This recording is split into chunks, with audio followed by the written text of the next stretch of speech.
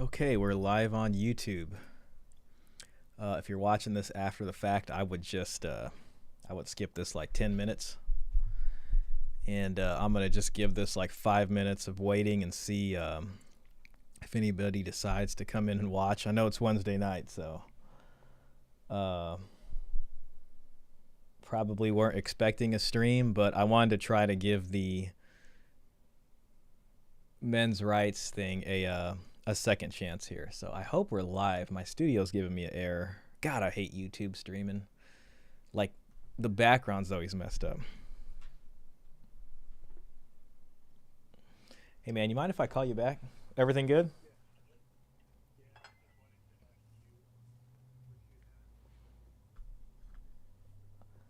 Okay, I'll figure it out. Sorry, I was just doing some YouTube stuff. All right, peace. That's my buddy. He's helping me redo my computer, which I need help on. I'm going to replace the CPU and the motherboard, so that's going to be a whole ordeal. But anyways, yeah, I'm just going to chill for 5 minutes, and if some folks come in, we'll get the stream going. If not, then, hey, we'll save it for Saturday. So I don't expect that many people in here today. Ah, that's good coffee in the evening time. And I'm going to try watching. See, I got the opacity on this. This was Mr. Pitt's idea. I'm going to try watching the same video from last time, but if I get the warning again and they kick me off, then that's just what's going to happen. You know what I mean? And we're not going to be able to watch it. But this little graphic layer, this opacity thing should help YouTube not see me. Though it's kind of a long shot, so I can't really promise it's going to work. And then if it doesn't work, then that's the end of the stream. We tried, and, you know, that's it. So just going to give it another couple minutes and see if anybody comes in from the usual crowd. If not, I'll probably just call it. I think it's kind of weird to stream to nobody. So that's what I'll be doing.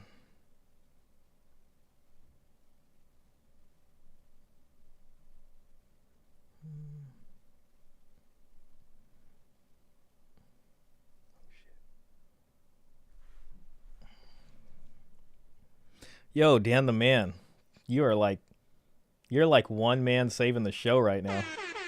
I gotta put my headphones on. How you doing, man?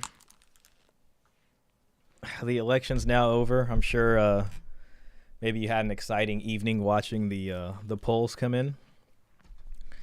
And I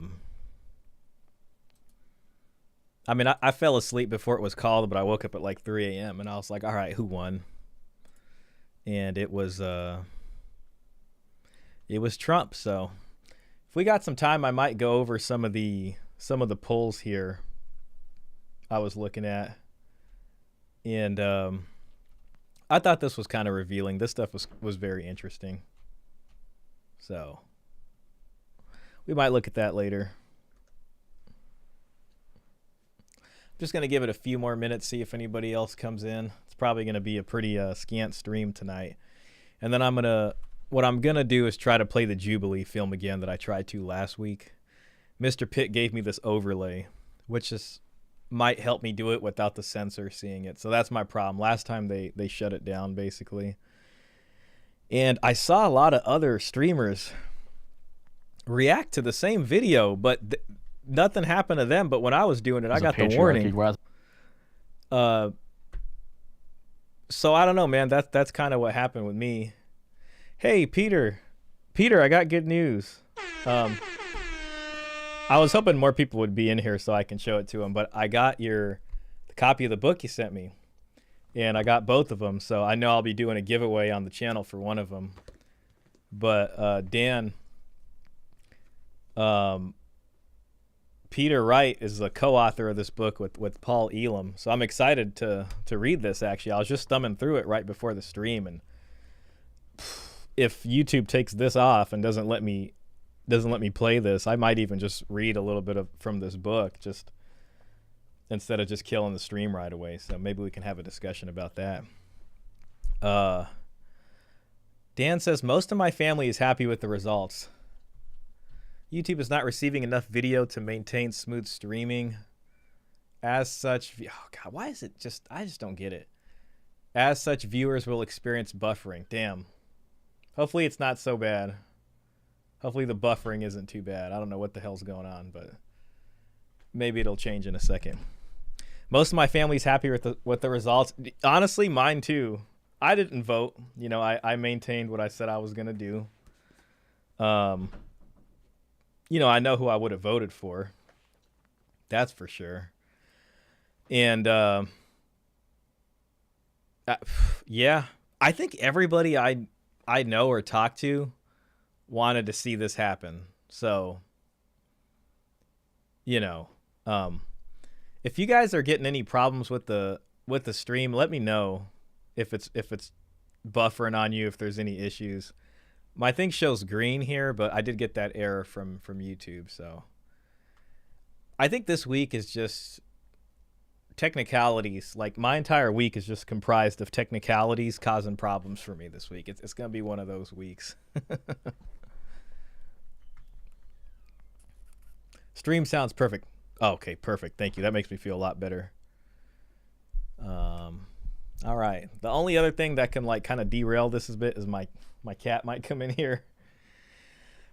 I got to get that cat trained and just get her to understand to just not jump on my desk while I'm streaming. But I would love for her to be able to hang out in here because I know that's what she wants to do. But, you know, she's got to behave for that. So anyways, I'm going to try this again. Mr. Pitt, who doesn't look like he's here tonight, unfortunately, but that's okay. He made me this graphic right here. This thing. And it should help in letting me play this film without YouTube picking it up. If you guys remember last time when I was trying to react to this, YouTube basically gave me a warning and it's like, hey, we know what you're doing. And then if you don't stop it, what they'll do is just kill the stream. And then that's that, you know what I mean? The other thing that I wasn't able to do was figure out how to change the audio on this. I thought about, someone suggested to me to play it back at like 1.5 speed. But then, you know, I would rather not do that. But if that's what I got to do, then that's what I got to do. You know what I mean? So, you know, that's kind of my situation. The good news is I'm all better from my sickness, from the stomach bug that I got from overseas. I was even looking at plane tickets for Japan. Me and my buddy, we always talked about going there for years. And I feel like the last two places I feel like traveling are Paris and then Tokyo. And then I think I'll hang up my travel hat and that'll be it for me. You know what I mean?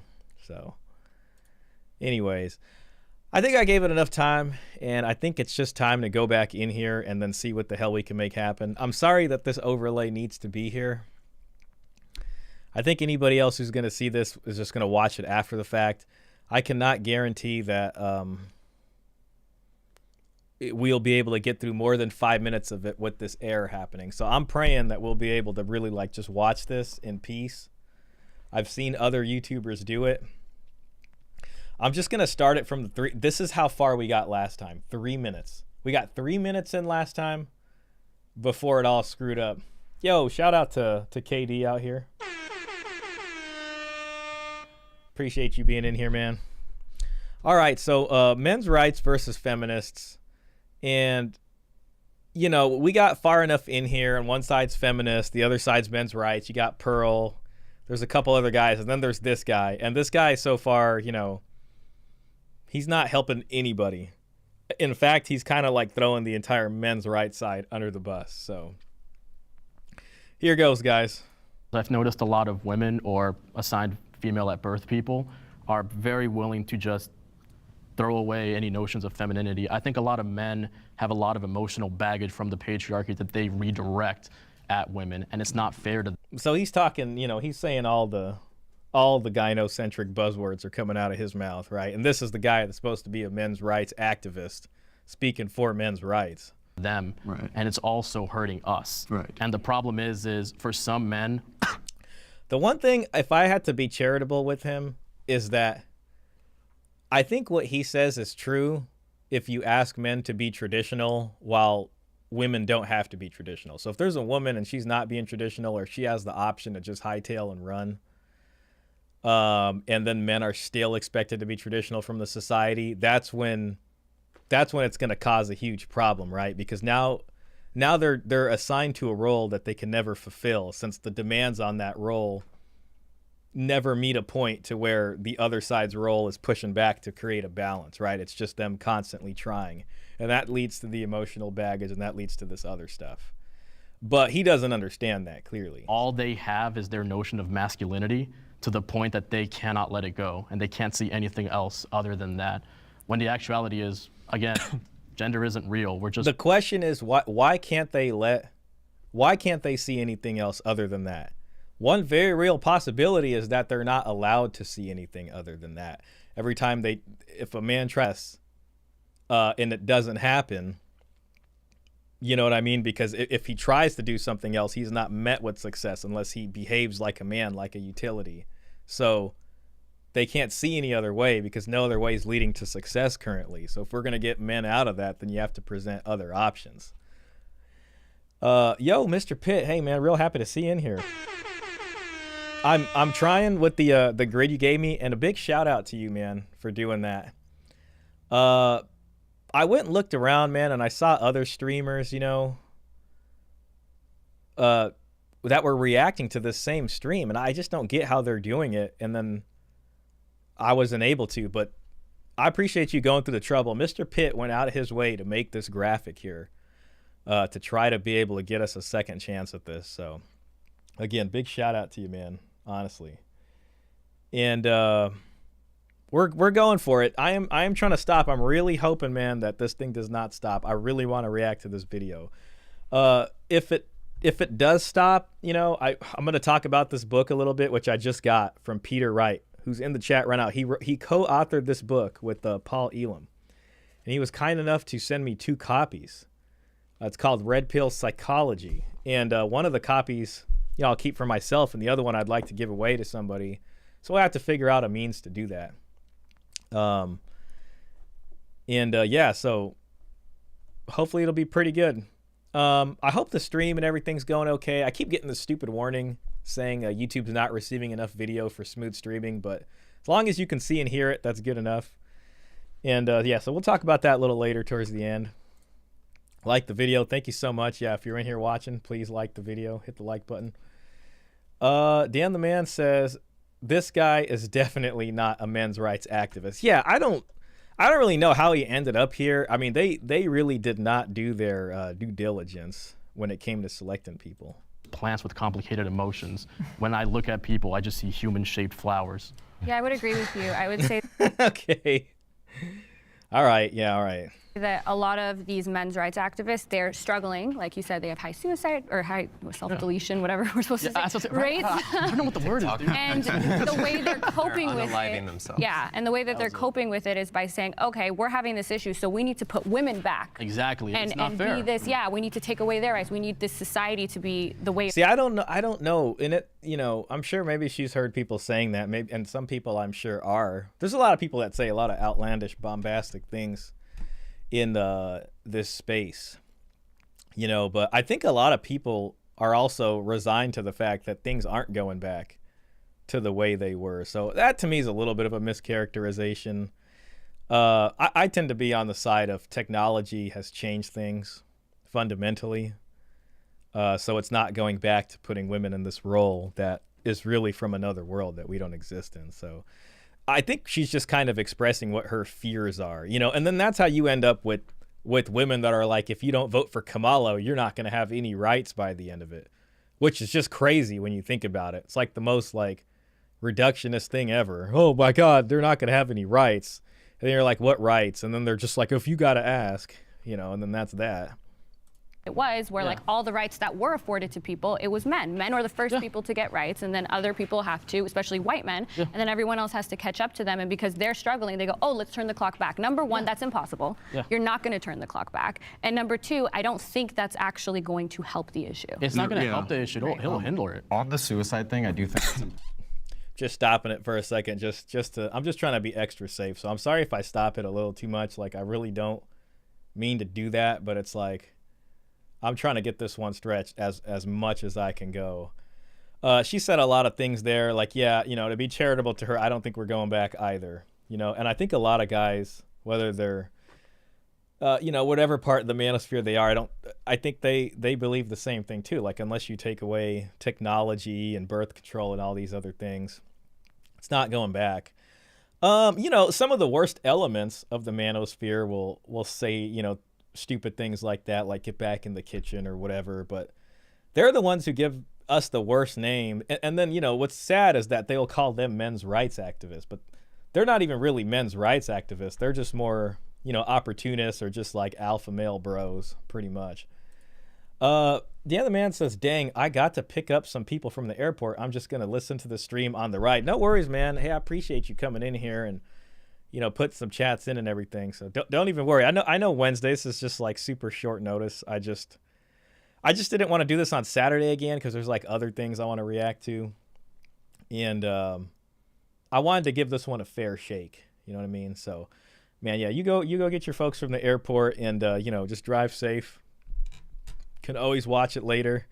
Yo, VO Warrior, man, big shout out to you.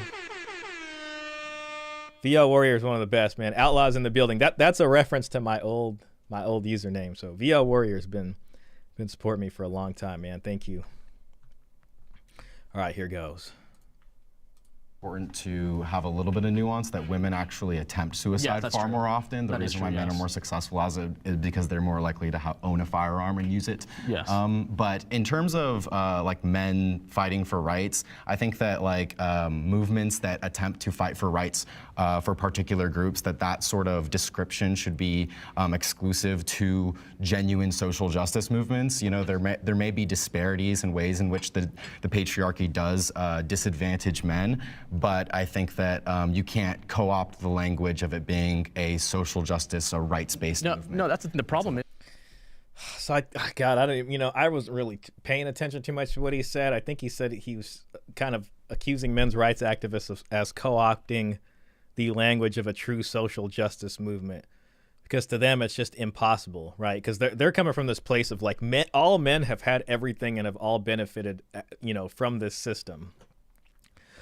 Therefore, the concept of social justice, and by extension, I'm going to put words in his mouth, the concept of men being, victims in this sense, as kind of being injured from a social injustice, is impossible, right? So they just don't even see it that way.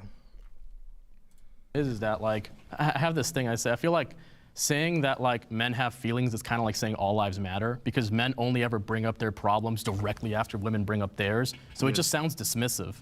And that's the problem, is that for a lot of men. See, I don't know about that. I don't really agree with that. I think there's plenty of men who talk to other men. I think it sounds like, this might even come off as like a debate bro thing, where it's like he's used to debating these guys, and then whenever he says something about an injustice about women, then he hears the guy say, well, what about this and this? So in his brain, the only time a man ever brings up his feelings is after, a woman's thing is offered up first. I just don't know if that's true. I think we feel so uncared for by society. We feel so like we don't really matter unless we prove our worth, that anytime any social movement gets any sort of traction, we just immediately just bum rush that. And it really makes me wonder that there are rational men's rights activists, seeing as yourself, but are these people advocating, the bad actors, for women's rights to be peeled back for them to feel comfortable? I think it's fair. I think it's fair for him to ask that as somebody on the other side. Like, is that, and that's really a good question, because it's like, a lot of creators in this space sometimes aren't very clear what they're advocating for. You know what I mean? It's like a lot of just big talk, a lot of machismo, for a while, pointing out just the standard red pill stuff, the strategy, whether it's the pickup or whatever, or it's like pointing out, the stuff that women are doing that's outlandish. And then, it's a lot of just blood sports stuff, like whatever podcast is one. I mean, is it clear what they're advocating for? You know what I mean? Is it clear what Brian wants? Is it clear what Myron wants? Because it's like, this is a conversation about men's rights. And I think a lot of these guys are looking at some of the stuff they see out here and they're calling them all men's rights activists. You know what I mean? But it's like, are they a true men's rights activist like Paul Elam or Peter Wright or some of these folks? Or is it these just like opportunistics, people selling self-improvement, right? So let's see what he says. I think so, because I think the problem is that a lot Okay, so he thinks so. He thinks that they want to get rid of the rights. All right. of men, again, people who are so rooted in their gender bother me because it only hurts you. It only hurts other people around you. It's kind of like the idea of like, because the problem is that men are allowed. People who are so rooted in their gender bother him. I wonder what he means by that. But it's like, dude, if he's going to be a men's rights activist, it's like, I don't know. I almost doubt whether or not he should be the one speaking for men, especially if he doesn't really live that role. To express anger, but they're not allowed to express sadness. Right. Women are allowed to express sadness, but you cannot express anger. Or else they get called like a bitch. Yeah, exactly. I've never heard one men's rights activist talk about like men, the loneliness epidemic of men not having friends. Without It's blaming always women. like women's Exactly. problem. No, I agree. I don't know about that. I mean, I think a lot of guys in the space talk about that. I don't know. One guy I like to watch Legion of Men. His name's Bo, and I mean, a lot of his videos touch on the loneliness issue. And he usually reacts to guys that put up videos about them being lonely.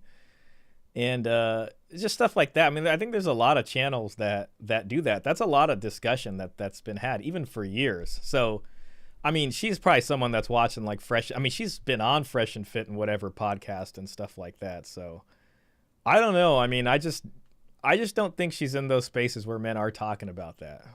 They don't want to date you. They don't want to like hook up And they with never you. offer any never talk solutions. about- No solutions. Yeah, exactly. Okay, so this is a great. I mean, what he's saying about the no solutions, I can be charitable on that part. The solution that's always offered, at least for most of the bigger folks, is self-improvement, right? And it's all about attaining this level of hyper masculinity and this level of high value man existence, which is going to be impossible for most people. And so it's just like self-improvement is the solution all the time, right? No matter if it's for men's collective issues or whatever, right? And I think when I say this, I don't want to come off as saying self-improvement is bad. It's not. I think everybody should self-improve. And I think everybody wakes up. If you're not depressed, you wake up in the morning and you're trying to get better at something. That's just kind of what makes people feel accomplished, But sometimes some of the creators put out this promise of like, if you self-improve and buy the courses and all this stuff, it's going to solve all these problems. And it's not, because even the most self-improved people end up leaving the country or going somewhere else. It's like there's no pot of gold at the end of that rainbow. So yeah, there is a solutions issue here. Great opportunity to bring in our disagreeers, but I ask that we listen. Finally, to what it was just a big agree fest for like the first 6 minutes of this. to say before we disagree with them. All right. So the perspective that I come from was about 3 years ago, I wanted to know why men didn't want to get married anymore. I kept hearing men say, I don't want to get married. And it kind of took me down the rabbit hole of family court.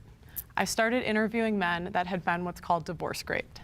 So that's a good place to start. I mean, family law court is a place where men's, rights has an immediate, relevancy, whether it be paternity rights or custody or things like that. And, that's, like there's a bunch of rights just in that sphere. You could probably throw domestic violence, and false abuse and all that stuff in there. Draft is not really related to that. I just tend to focus on the family law stuff. So, this guy right here on the left might believe like, well, men have all the rights possible. But, I've talked to Pearl myself, and she had me on her show. So she's well aware of what happens, in family law.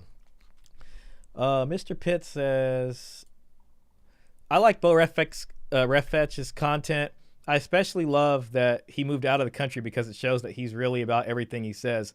Yeah, I mean, that's true. I like his stuff. I don't know. I just feel like he's relatable, at least for me.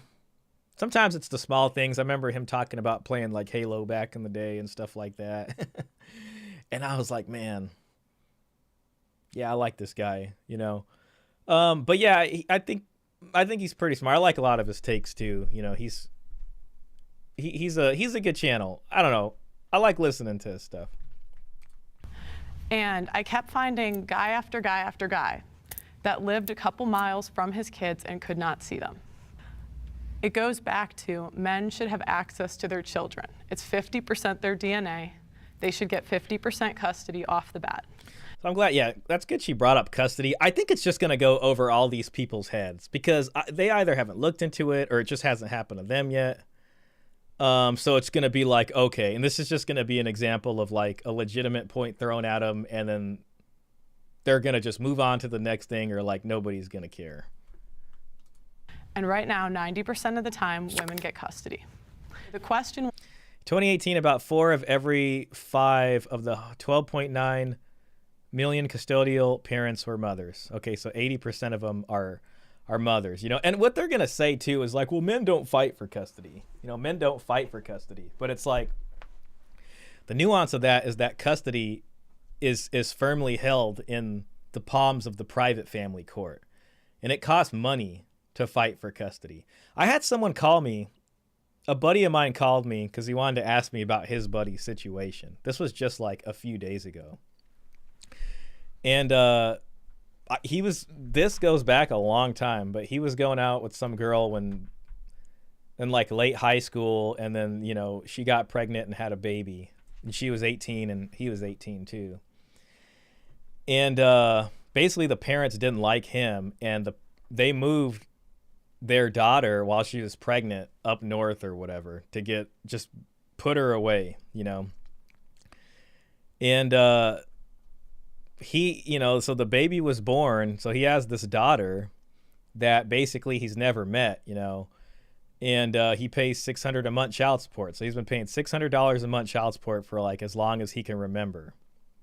And that woman is now married to another guy, and, you know, they live with the daughter, and he's never met his daughter. And so my buddy was asking me about it, and like, what can he do for custody? Like, maybe I can, you know, help him get a lawyer or whatever. And I was just telling him, I was like, man, you know, so he's never cohabitated with this, you know, this daughter of his. So the daughter really doesn't know him. And he's been paying $600 a month for like years. And it's like, he can file a custody action and try to get custody, but it's going to cost a lot of money, and it's going to be very hard because the courts are going to be like, okay, the problem in the situation is that the daughter is growing up with this other guy that's married to the mom now. And more than likely, that's who she thinks her dad is. So in the best interest of the child, like, is the custody court really going to say, hey, this child thinks that's their dad, and maybe that's how they're living, and there's this other guy here that you've never met. Suddenly you get to see this kid 50% of the time, even though she lives up in Washington or wherever she lives and goes to school there and has her whole life there. It's very unlikely. And then the other problem is he was also afraid to do it because he knows the minute he says something, they're going to modify the child support against him because the old order was made years ago. So he'd have to pay to try to figure out this custody thing and have a very high chance of losing. And he's just going to have to pay more child support in general. And these are two separate systems. So I was talking to my buddy, and I'm explaining what's likely to happen in this case. And he told me, he was like, yeah, that's what the attorney told them. And I was like, oh, he talked to the attorney. And he was like, yeah, the attorney told him it's not. Basically, the attorney advised him against pursuing custody and just said it's not going to be worth your time. The child support's for sure going to go up because they're just going to be like, okay, you got 0% custody. What's your current income? And then, you know, it's for sure going to go up because he's making more now. And the guidelines have changed over time. I mean, this is like 11 years ago. The kid's now like 11 or 12 or something. And yeah, that's it. You know what I mean? So it's just the lawyer can already see, like, okay, we're going to bring this to court. They're going to try to figure out what the situation is. And more than likely, it's just going to be a big waste of his time and a big waste of money. And then he's just going to end up paying more. So he hasn't done anything about it. So he's just sitting here and like, you know, maybe someday when the child's older, maybe that'll happen. You know what I mean? And then that's it. That's the situation. Men are often advised not to fight by their lawyers after reviewing the details because they're nearly 99% sure they can't win in court. That's exactly what happened here. So my buddy didn't tell me that he talked to a lawyer first, but I at the end of it, I was just like, listen, if he can file a case, I cannot guarantee you he'll be able to see the child. And if he does get custody, I mean, probably what the max that's going to happen is like, it's going to need to start off with like phone calls or FaceTiming. And then they got to think about the impact of telling the child this in the first place if they've never told her. And then if she calls, obviously she's been living with whoever mom's been married to this whole time. So she probably calls him dad, but he never formally adopted her. And yeah, I mean, it's just like him getting 50% custody. It's like, what's the chance of that? But, you know, it's his daughter biologically, and maybe there's something in him that wants to have a relationship with his daughter. So it's like, listen, as long as you're willing to take on the cost of this custody stuff and your child support probably going up to like $1,200 a month, maybe it's worth it. You know what I mean? And if you can't do it now, maybe try that when she's like 16 or 17, because she'll be older. She'll almost be 18. Yeah, they can modify the child support. It might just last another couple of years, whatever, pay the extra. The custody thing might not matter so much at that point because, you know, once she's an adult, then she can make her own decision. But yeah, so that's the situation. Anyways, Pearl brought up custody. That's good. Do men have all of their rights?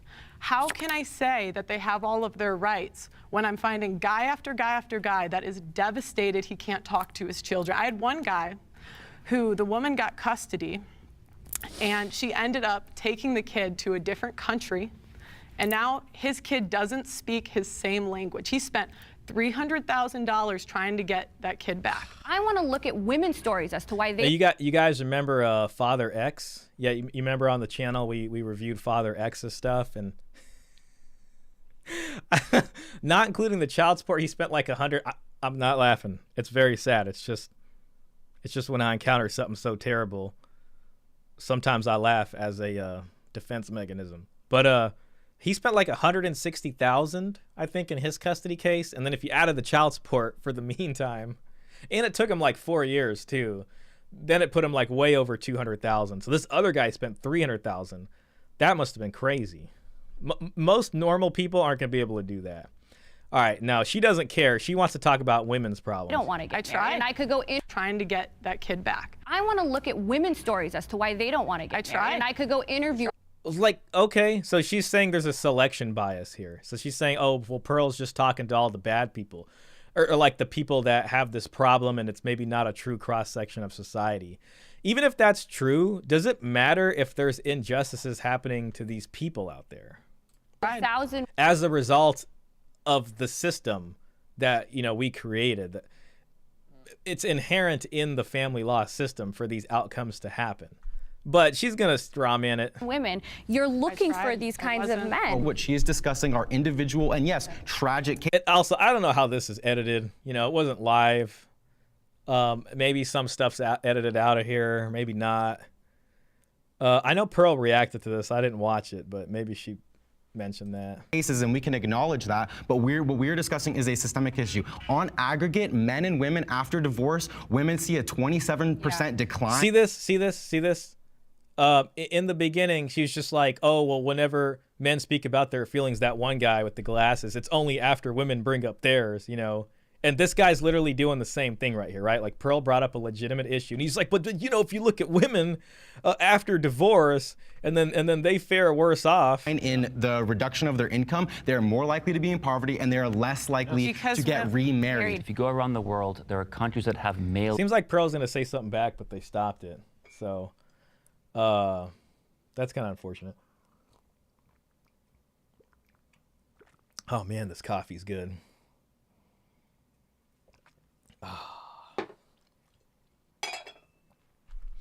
All right, see what Thomas has to say. Only conscription, countries that have higher pension ages for men, countries like the US and Canada have certain welfare programs that men are excluded from, domestic violence laws, homeless laws. There are many cases See, this guy did the research. He's bringing up a bunch of legitimate things. where men do not have access to the same public welfare programs, tax-paid programs. And if you look at something like the draft in the US, people say, well, that's outdated, it doesn't happen anymore. But many countries in the world, included some that are considered like very first world progressive feminist countries, Austria, Finland, Switzerland, they have male-only conscription. And many countries have higher pension ages for men. So there are many examples of countries that have laws that directly discriminate against men. So far, I mean, we got two legitimate, rights issues, literally rights issues brought up by these two. This guy, we can just count him out. I don't know. I mean, I want to give him another chance, but if he's just going to agree with these people the whole time and he's not going to do anything that has to do with men's rights, then I don't know, but so, this guy right here is really putting it down. So do we have all the rights? I mean, no, we don't. In the US, I had to volunteer, well, not really volunteer, I wasn't given a choice, but I had to register for the draft. So that's a small example, but it's, one that still goes on today. Going back to the family court thing. Okay.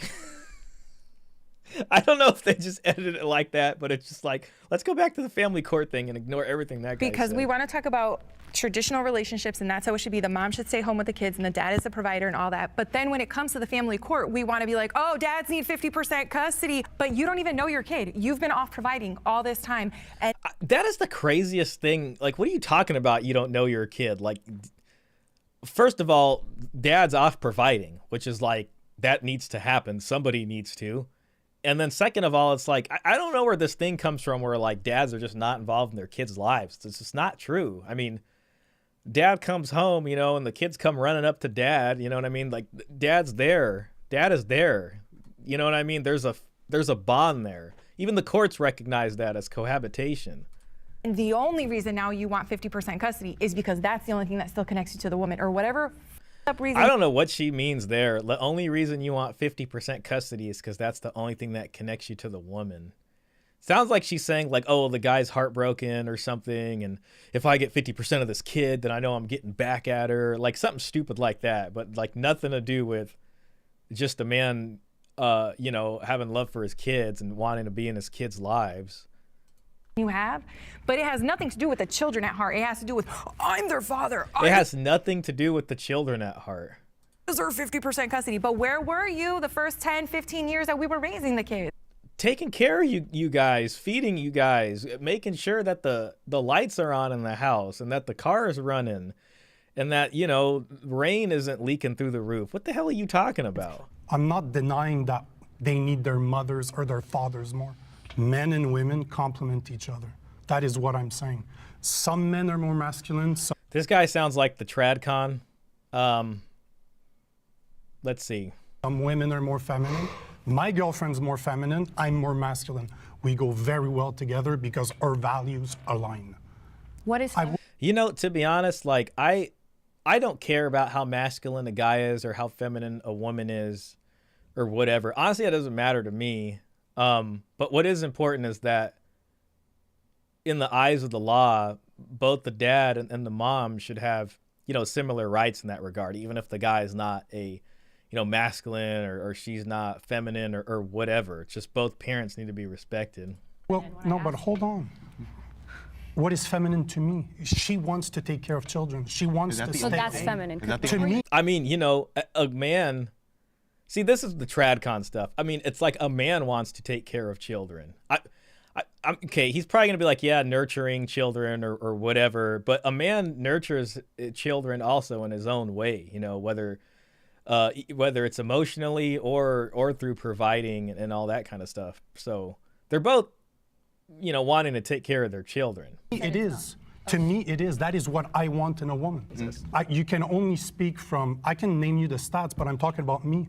I'm talking as a person. Name the stats. So what about the stats where all the fathers who leave and don't pay child support? Isn't that far more common than these men who are on or the men who do they're get fighting the rights for custody, which they only do 50% less than women. Men who are on Or the men who because do they're get the fighting rights. for custody, which they only do 50% less than women do. When men want primary custody, they only file the appropriate paperwork 40% of the time. Women do it over 80% of the time.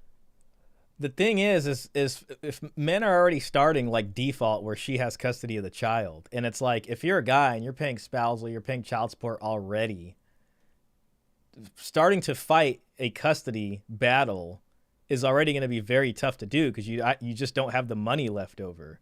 You're out of the house. You have to pay. A lot of the times these divorcers, the guy still has to pay the bills, you know, where the mom's living. Sometimes they're ordered to do that. He's got to figure out, you know, getting an apartment on the other side of town, paying all that while paying the spousal and child. And then somewhere in that, he's got to go fight for custody. And then they complain that they're not courts don't give you something that you're not asking for. So close. God. Possibly for pro, you got. Man, I completely just lost where the hell we were at. If you're on the stream, you can tell me that was an accident. What I was going to say is she's the lawyer, and she's just like, courts aren't going to give you something that you're not asking for. Well, she should know that to ask the court to do anything costs money. Let's see here. They wouldn't have a business if it didn't happen. Many times Are you saying? men choose. Only file the appropriate There we paperwork go. 40% of the time. Women do it over 80% of the time. And then they complain that they're not courts don't give you something that you're not asking for. You can't just go up to the court and ask them for nothing. The only court you can do that at is the child support court, where it's free. It's taxpayer funded, not free. So a woman could just walk in there and they will do everything for you, you know, and get you a whole ass child support judgment, and it won't cost you any money because it's taxpayer funded. But if you walk into custody court across the street, which is not a taxpayer funded entity, it is private, meaning you have to pay out of your pocket to get the court to even listen to you. Just to get the court to hear that you have a problem, you have to pay them to hear that. You know what I mean? You got to pay all these different fees. You got to pay for all this stuff. And more than likely, you're going to have to pay for a lawyer, and that's going to cost a buttload of money. But if you're going to child support, you just go in there and fill it out. The taxpayer pays it. There's child support attorneys over there that are going to work on your case. And yeah, so I mean, what she's talking about is it's you know, there's a lot of things she's missing in the context of that, and that's from the quote unquote lawyer. A lot of times lawyers don't know what they're talking about, especially if they're a private practice lawyer. They're just used to seeing what it looks like on the outside, but they're not seeing the entire context of the system from the inside of the public family law. Period. So what are you saying? Men choose not to support their families. They waive responsibility. Far more Many often. times. That's very they literally sexist to say that. It was Yes, it is. It is. I mean, oftentimes, you know, the weight of the system comes on them, and they just can't. They can't do that. And there's literally studies backing this up, especially when it comes to like poorer families. We know from an academic level that the involvement of the child support system literally deteriorates the relationship between father and child. And that more than likely, and that in studies show that the children receives more money from their fathers when the child support system is not involved. And when the child support system gets involved, then that's when they're just like, I'm done with this. And they get less money. that fathers Thank don't you. care about their kids. I mean, No, then why aren't they actively fighting for their kids? they are. Because it costs money. It costs money. And it's like either go homeless or try to do this. So it's like the system needs to be made in a way that allows them the right. You know, it's like if child support's going to be taxpayer funded, custody should be taxpayer funded, honest to God. And if we cared about fathers being in their kids' lives, that's what we would do.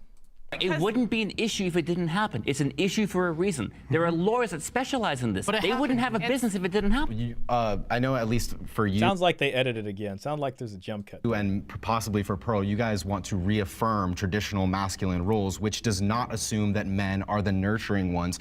And if that's going to be the case, then you're going to continue to run into the problem where men aren't going to get custody because women are going to be seen as the nurturing.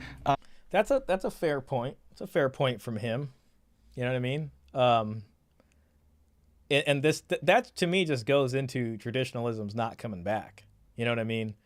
And I think also what they're kind of showing here is a lot of it's assuming a lot of women these days are being traditional and stay at home.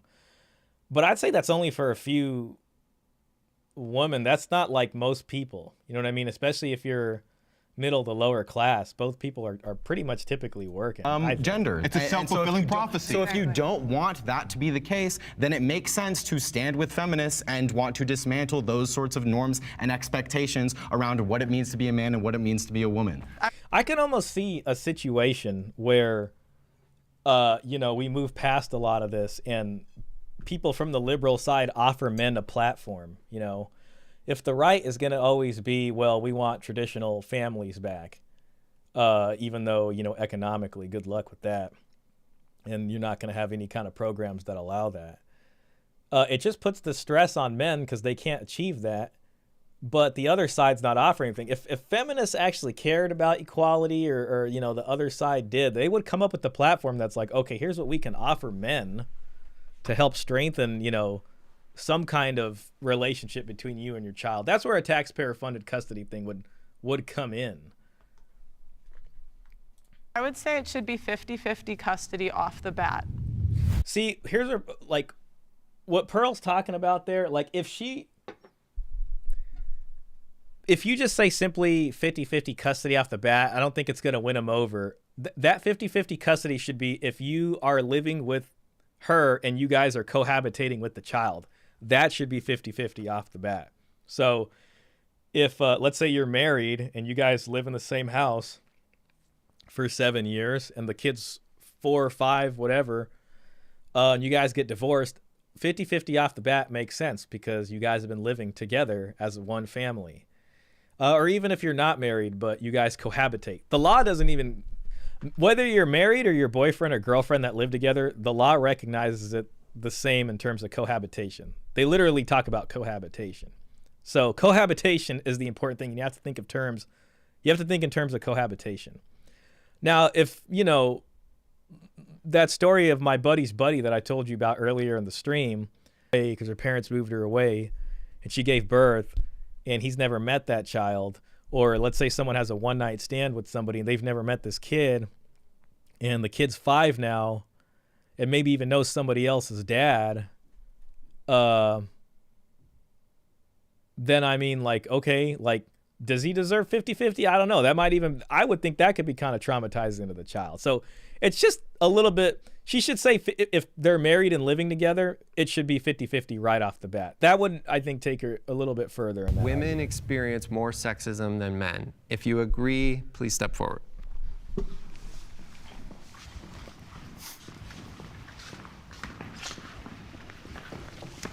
Now, I don't know about like more, but I'm coming at this from like the point of view of like what's more dangerous. Exactly. Like misandry, men's feelings get hurt, but when it comes to Yeah. misogyny and like sexism, Yeah. women get hurt, killed.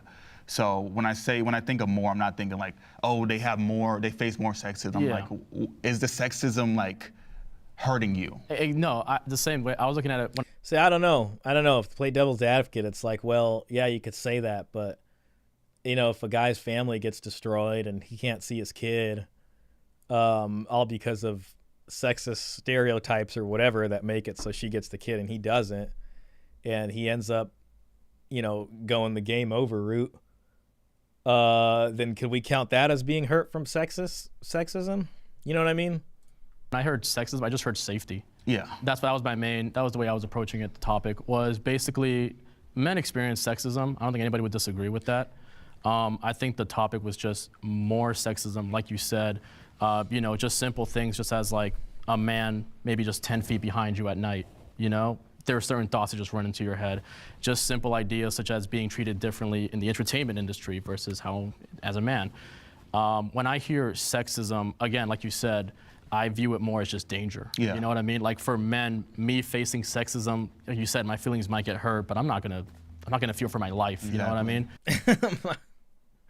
I don't know. This sounds like a bunch of made up, contrived, like, I don't know. It just seems like a bunch of surface level stereotypical garbage. As opposed to women, I think they genuinely do fear for their lives more, and I think we should work towards making a safe society for everybody. Right. And I think that that's ultimately, you know, what's important. Aside from safety, any other examples? Yeah, I mean, I think when most people in This woman hasn't said anything worth listening to this entire time. I mean, I want her to surprise me, but it ain't looking like it's gonna happen. power are men, and then they can abuse that power by, like, the common joke of, oh, she slept her way to the top. Like, that wouldn't be such a common joke if it weren't for women being sexualized and experiencing sexism so common that it's just a regular joke that we all just accept and just go with, ah ha ha ha, she slept her way to the top. Like, I mean, I don't know. Is that true for Kamala? it's funny. Like, it's clear that since men have so much power, and not only that, but men are bigger than us. So if they want something from us at any point, they could just take it. They can, and a lot of times they do. And you just have to sit there and take it. Men are each other's worst enemy. I feel like a lot of the sexism that men face that really impacts them is from other men. Men make fun of each other for like getting assaulted. Facts. Men make fun of each other for like not getting the girl. Men, like, these are things that if men really wanted, if these men's right activists really wanted to change this notion, they would be treating their fellow man better. No, I mean, But they're ridiculing them for not being masculine. I mean, you know, parts of that I think are legitimate, and you see that in some places in the manosphere. Like, that's kind of like the Andrew Tate thing, you know what I mean? Even a bit with like Myron, or a lot of people who are very, very self-improvement based. Some people I think are more like mentor style. Other people are this kind of tough love, shaming. You know, there's the bring shame people back. And then, you know, that you don't deserve this or that or whatever. And then, you know, you're just a weak soy boy and all these kinds of things.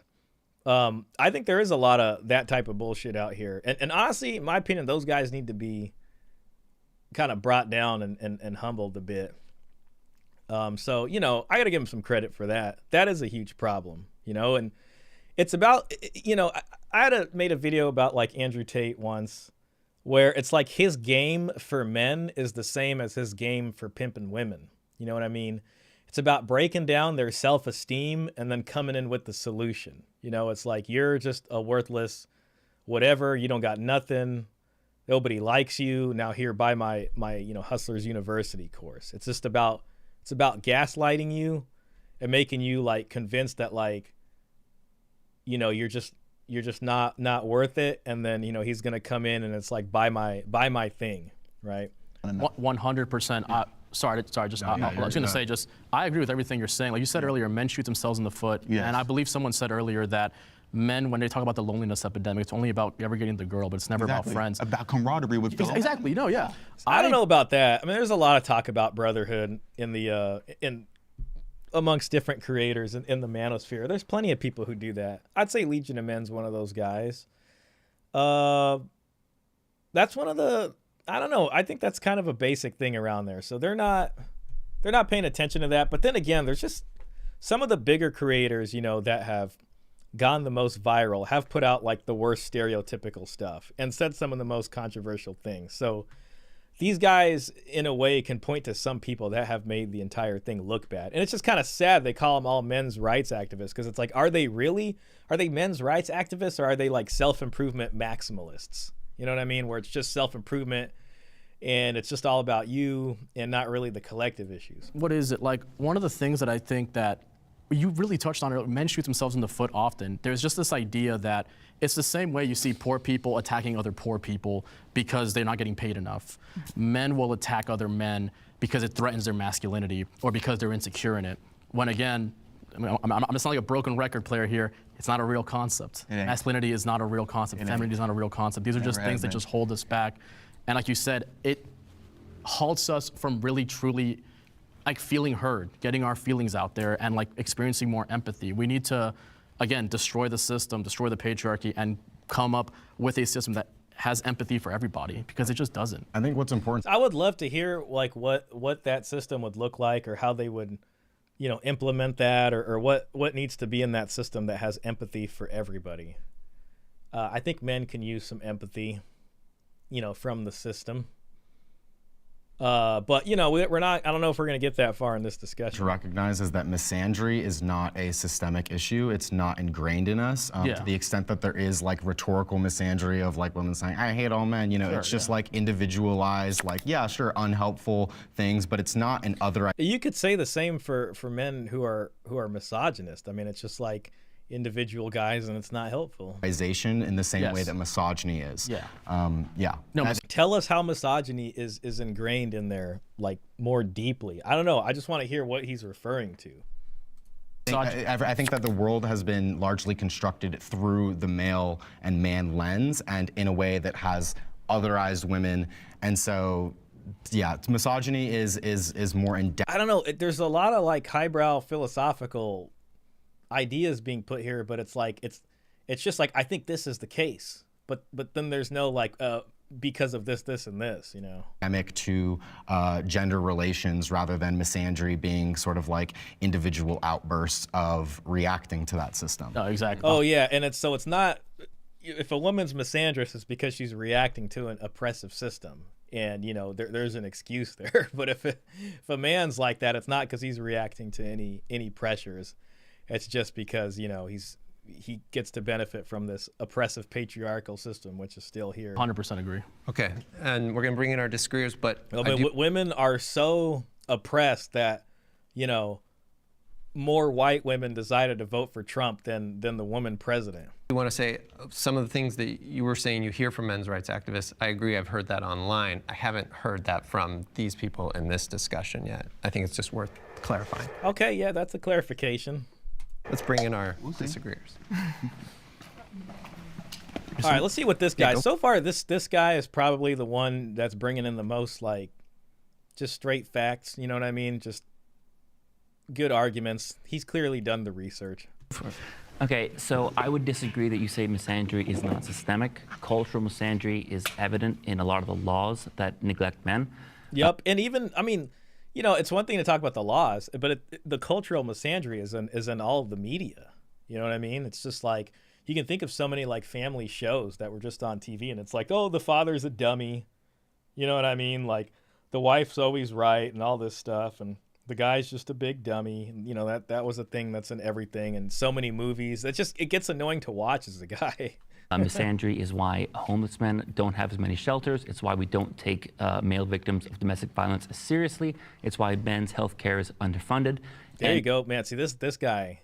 There's a psychological phenomenon called the women are wonderful effect, where society and people have less empathy for men in a general sense. Now, there may be some nuance there. There could be some Yeah, that's where you get the whole man up thing, like just man up. You know what I'm negative saying? consequences for women. But overall, we see social welfare programs and laws mostly disfavor men.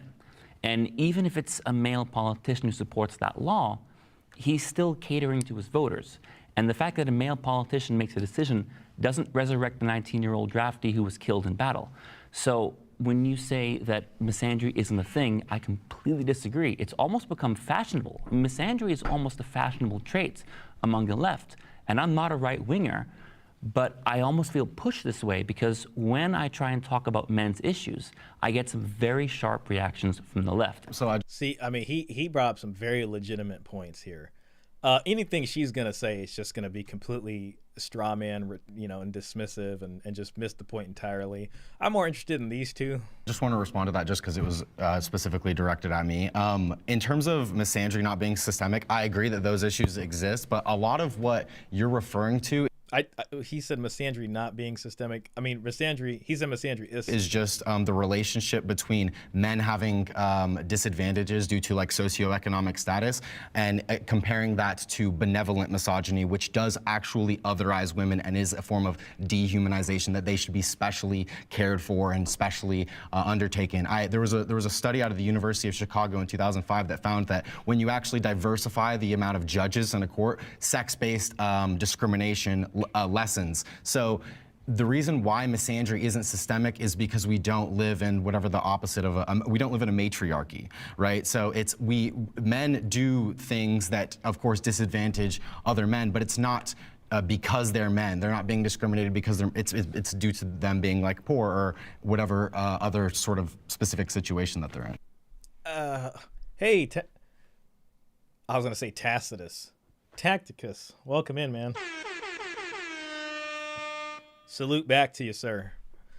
You know, he brought up an interesting thing about the judges. I don't know why. In my mind, I think of like, sometimes like you get like a female judge and she will break down a woman in there if they're BS. And I just want to. Not all the time though. Father X I don't know about that, like, so not all the Add time. that like the reason there are women-only spaces or women-only shelters is because I think the way they describe it is just like, he brought a bunch of legitimate points about men and cultural misandry. But then he's just like, well, but it's really because of the patriarchy. All I know is that, like, sadly, we live in this world where, like, women are convinced that they live in an oppressive patriarchy, and men are convinced that we live in a oppressive gynocentric world order. And it's like we both have these, like, reality tunnels that we live in, which may or may not even be true altogether, but it just seems that way to us. And it's like the system perfectly gets us both, men are the perpetrators of most of the crime. Now, they are also the victims of a lot of the crime, which is that's why I didn't agree with the prompt, because I think it is that sexism. Like, they did touch on it, and he did touch on it, that, like, oh, men are supposed to never back down from a fight. I even hear things like, oh, if men should have to know how to fight. Men should have to be aggressive. And, so these women-only spaces is because women, most of the crime that's done on women is from men. So it's a safer place for women when there are no men around, especially when women that are homeless or at the bottom ranks of society. Well, I don't disagree that we need a women's only space. I'm just saying there is a lack of men's space available. So there are homeless men and abused men who don't have spaces available. We are not against. Hey, Mr. Pitt, real quick, I think your idea worked, man. We're like 18 minutes in this. I haven't got one warning. You're an absolute legend, man. Thank you for making this grid. So big shout out to you.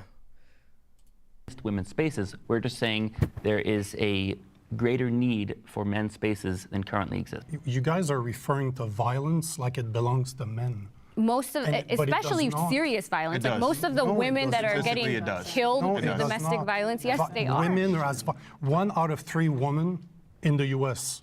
were victim of domestic violence. Do you have an experience to pull from that you want to share? I've been Felt hit like there was a cut there. by women before. I've been stabbed. Like, I've been hit multiple times by women. Yet I'm a 225-pound guy of muscle and I have 20 years of experience. You know what I did? Nothing. I just took it. But if I were to go to the police, you know who they would remove from the house? Me. My ex-wife, when I was going through a divorce, told me that she'd lied to the police in order to file the divorce faster because it was taking too much time. Oh yeah. Because the domestic violence will that's like the cheat code. And I've had people in the child support system tell me that too, because that just takes the guy out of the house, and then the whole thing just starts rolling. And then it starts rolling in your favor because she gets custody automatically.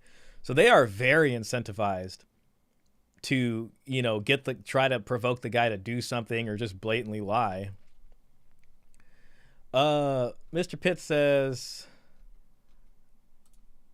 pleasure is all mine, brother. I know how much you wanted to react to this video. Glad I could make that happen for you, man. Thank you so much, dude, honestly.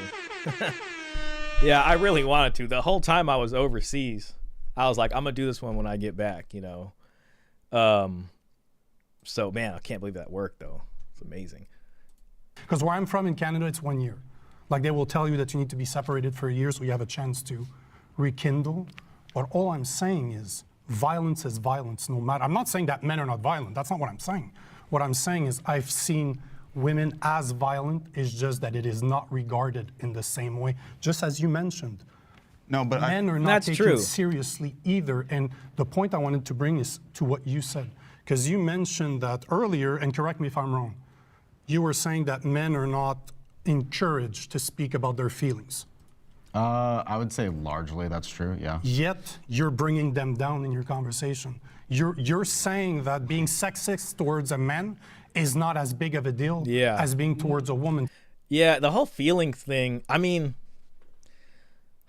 it's like, sadly, like when it comes to like love or romance or these kinds of things, feelings are a big part of, I think, attraction. You know what I mean? And like the woman's game is to always try to get under your armor and figure you out.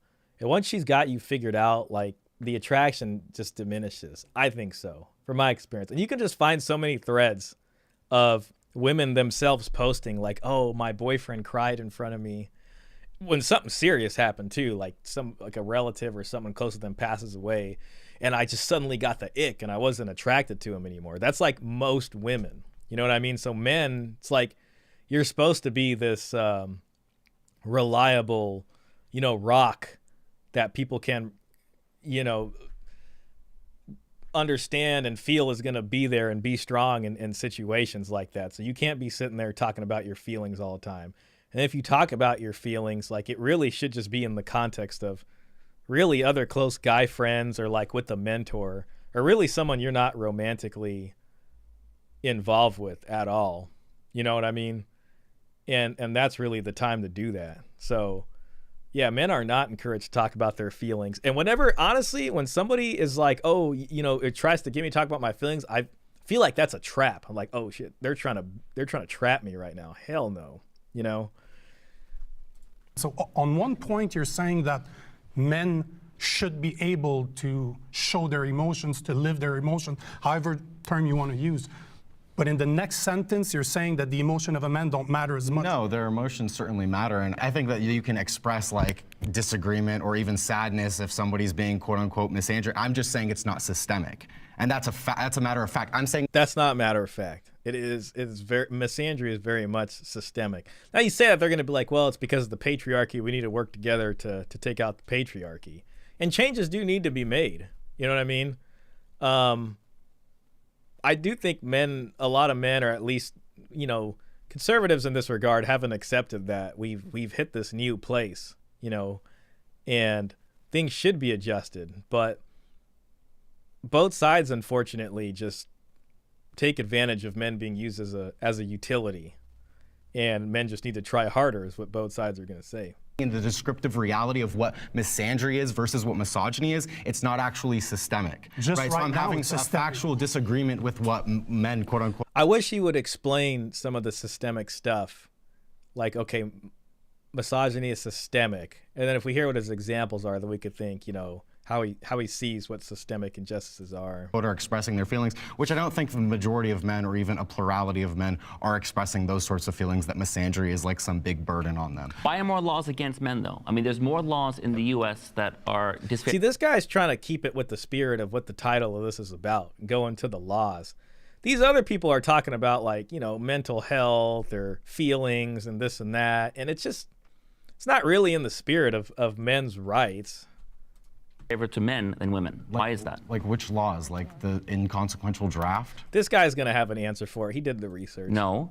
He said inconsequential draft. Like what laws? Access to certain healthcare programs. Prostate cancer, the biggest killer of non-smoking men, is not covered under what the a ACA. legend. This man is a legend. Women Thomas. in like half the country don't even have a right to like bodily autonomy. See that? He just completely dismissed these very legitimate things he brought up. And it was just like, well, what about this? What about that? Like, yeah, okay, both of you guys got problems, but it's like he's bringing up legitimate things, and he couldn't even be like, well, yeah, you know, we should take that into account. We should have more programs for that. It's like, God, make a concession. You know, at this point, he just wants to win a debate. It's not about getting to the truth of it. Of access to effective contraception. You're comparing amount of rights. You compared them. Wait, you compared those. No, you literally just said men don't have. See, that is what he did. He was like, well, what about this? It's not about solving it. More rights than women. You said that men have less rights. And when I asked you for an example. There's no women's. Oh, you said access. You said access. Did they cut off? It sounded like a cut. Access to spaces. Certain welfare programs, yes. No, so men don't have access to male-only spaces, but men do have access to, and I do believe in a strong social safety net, but there's not male-exclusive spaces because there's not gendered violence of women against men to the same degree that there is in their. That is just not true. That is so false. In terms of legitimate safety, in terms of like risk of injury, risk of death. See, if it's only legitimate when it happens to the woman, it's not legitimate when it happens. That's the sexism right there on display. That is the misandry. 3 will face domestic violence. 1 out of 4 men. Fact check from the American Psychiatric Association. More than 1 in 3 women and 1 in 4 men have experienced physical violence, forced coitus, or stalking victimization by an intimate partner in their lifetime. So yeah, 1 in 3 and then 1 in 4 men. That's pretty significant. Face the same violence. The point is that we don't report it. What do you mean by same violence? Why does it matter if it's the same or not? But are you against male-only spaces existing in the first place? Not necessarily, but I don't think that it's some like widespread systemic issue or that it's the issue that men like. At least they did the fact check and showed that what the men's rights people were saying were true. Necessarily needed. Or I think that if you had co-ed spaces, I don't see why a co-ed space would be detrimental to men, whereas I do see co-ed spaces can being detrimental to women and the need for women-only spaces. But do you think that So then, if you need women-only spaces and men need some of that same services, then have men's-only spaces.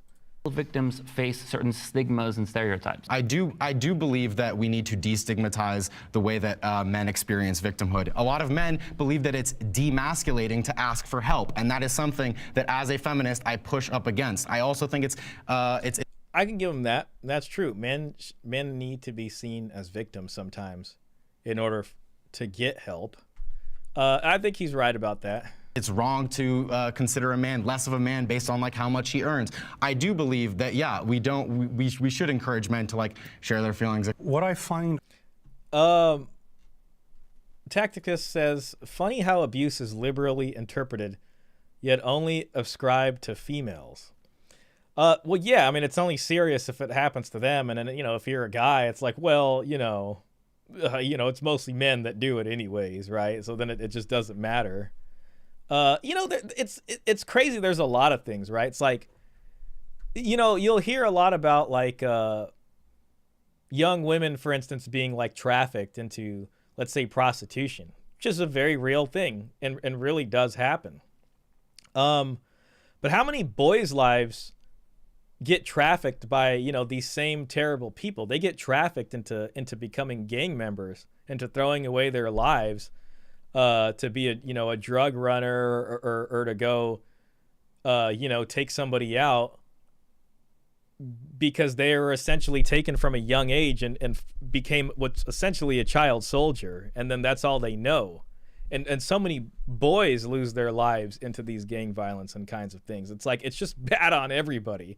You know what I mean? So it's like, I don't know. I feel like we don't hear about that so much anymore. And it's like, it's just as bad. They end up in prison with these horrible outcomes. You know what I mean? Ironic. But it's just like, they're gonna, I don't know. I just feel like they're not gonna put as much attention to that. It's just more gonna be whatever affects the ladies. Your statements is that you're literally saying that men's feelings don't matter as much. No, what You were talking about.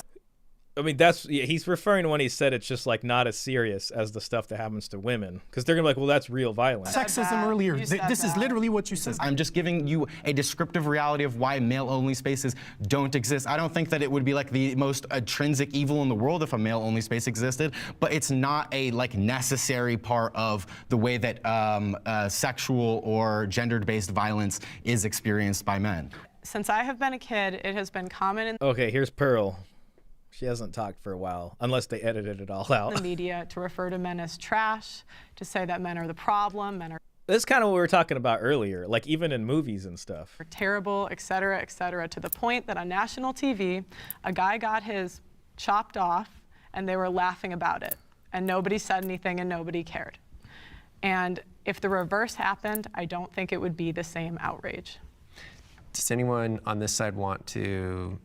Do you see that I agree happening? that should be an outrage, and the reason why it isn't is because it's considered demasculating for men to be victims, and I think that in order to dismantle that, we should dismantle unhealthy views about masculinity, which is exactly what feminists are trying to do. I think if you guys did a good job at that, it's been 100 years since feminism started, you'd maybe have some progress. I don't think feminists care about men at all.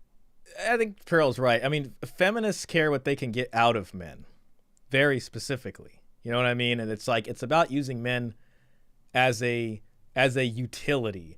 And the only parts of traditional masculinity that they would want to take away are the parts that allow men to defend themselves from being used as a utility. You know what I mean? It's not about helping men out. They just want to give women special privileges and treatment. You're basically saying that men should be taken serious and their violence should be taken serious, but you're not understanding that when you talk about women being violent, you're talking about it from a patriarchal standpoint. Who says, though? It's because patriarchy weaponizes men to be more violent. Women are seen as not culpable for their violence. It strips them of their agency and infantilizes them for when they do commit violence. And you guys are— I can agree with that. I mean, that's kind of the TradCon perspective on stuff. You know what I mean? That I can see like Matt Walsh or Michael Knowles or Ben Shapiro being guilty of that. They probably wouldn't want to hear it this way. But that's what they do. Oh, you know, the men should be the leaders. It takes away their agency, and then it's like the guys need to try harder. You know, Tim Pool literally put up a tweet, and he was just like, you know, men call for removing the 19th Amendment because men are lazy and weak. We watched some Tim Pool on here, and you know, we know how he is. Upholding that system No, by you not guys joining are. us. Hang on. Yes, Feminists you are. support gendered laws on domestic violence. In the UK in 2020, feminists actually protested against the domestic abuse bill because they didn't like the fact that it was gender neutral. The Duluth model in the US, feminists protest the fact that it's gender neutral. So it's feminists who want to perpetuate these gender roles by saying laws should be gendered. Man, why is this guy not making the podcast rounds right here? Like, bring this guy on that Diary of a CEO show, or that Chris Williamson guy. This guy should be making the podcast circuit right here. I mean, he's clearly done the research. He's got it all down. And recognize gender into the factor. So it's not MRAs who perpetuate it. We want gender neutral laws. Yes, there may be differences in gender. Let that be a case-by-case decision. Feminists are the ones who support laws that are by and large gendered and inherently, by default, treat men and women differently. I'm just very confused how you're calling I feel like there was a cut there, but that guy really dismantled that point well. out feminists for like having these crazy views. When you hear what he's saying, though, that he perceives feminists as advocating for. He perceives feminists as advocating for that. He didn't want to give it to him. He didn't want to be like, he presented an example of them actually advocating. He had to say perceives that. So I don't know about this guy. Gendered laws. Some feminists. What's your reaction to that? Feminism is not a monolith. Yeah. As a mother, Yet, you know, the entire manosphere is a monolith. They will say feminism is not a monolith, but then they'll, like, you know, look at what Fresh and Fit says on the after show, or what Andrew Tate says, and completely treat that as if the whole manosphere is a monolith. I'm a mother. I have 3 daughters and I have a son. So when I look at the world, I'm looking at the world for how will all of my kids fare well in this world. I don't want anything that's gendered in one way or another. But when we're talking about like this male spaces thing, whenever men enter a space, it becomes their space. They're bigger, they're stronger, they're louder. We could say the same about a woman coming into a traditionally male space. As soon as they get in, everybody just has to accommodate that. And there's a lot of things that take a reduction in quality, and it just becomes about, you know, celebrating the woman. And a lot of times when women feel uncomfortable, we'll just excuse our way out, and it's just naturally become a male-only space. That's why most shelters. And the problem is like, a lot of times, like, women won't make their own thing from the ground up. It's like they want something already built. And then they were like, well, I want to be, you know, we need a woman CEO in there. But it's like, make a company from the ground up, you know? Even with movies, it's like, let's remake a bunch of amazing movies and then copy and paste a bunch of different, you know, token stereotypes or whatever the new cultural thing that they want to celebrate as today. And it's like, I would watch a movie with these people in it. Like, it doesn't even matter, but it's like, why don't you just make like completely new stories that are good stories that involve these people or that are about these people. Instead, it's like, let's make, you know, female Ghostbusters, or let's make the woman's Ocean 12 or whatever. Mostly have men, homeless shelters. Like in Denver where I live, all the homeless shelters are mostly men. That's why there are specific women's shelters, because if a woman goes into that shelter, when the lights go. Mostly men in those homeless shelters, because men can't avail. The guy was talking about earlier how there's welfare programs the men can't avail themselves of. You know, the men get robbed of the custody rights that they're going to have. And because of that, they can't get the welfare rights. And it's like, let me tell you something. If each party has like 50% custody of a kid, then each party, you know, if they're both sitting there with no money, can have rights to be like, well, I want welfare. No, I want welfare. And if it's 50-50 for each, you know, I think that would cause a problem. So like, I think it's easier for the government to give one or the other a majority custody. You know what I mean? And it's like, guys can't avail themselves. If you're a guy and you don't have really, welfare is not supposed to be gendered in that way. But if you have a child, then you can be the person that receives the welfare money in your hand for a long time, as long as that kid's in your house. If the men don't get custody of the kids, I mean, in California at max, you can get like general assistance for like 3 months. And then, you're just back out on the streets and your general assistance is ran out. Maybe you can get food stamps for a bit. And you're the ones that's going to end up homeless. So there's more men in homeless shelters because they can't avail themselves of the social safety nets that women can because of, the misandry. Wow, who knows what's going to happen to that one little woman in this shelter with all these men? And speaking of this, all the domestic violence shelter for men, the one guy that did try to start a domestic violence shelter for men, and he was like a big men's rights activist, but in the true sense, wanting men to have what you want, like domestic violence resources for just for them. He got so laughed out of the world. The dude ended up unaliving himself. Earl Silverman? Yeah. He was laughed at by feminists. He was laughed by... What a legend. The fact that he knew like this one reference, this man has done the research. I will maintain he needs to do the podcast circuit. Like all the big podcasts need to have this guy on. This guy is so sharp. I mean, even when you think of like bigger manosphere creators, this guy, I think, can outdo them all in terms of being able to represent men's issues. Well, he's a true men's rights activist. It was laughed at by men too. And men. Not MRAs. It was the not by MRAs. So you basically want to excuse all, like, just shed yourself of all the misdeeds of your movement. Man, this guy doesn't even know what these two are talking about. No, the men's movement did not demonize Earl Silverman.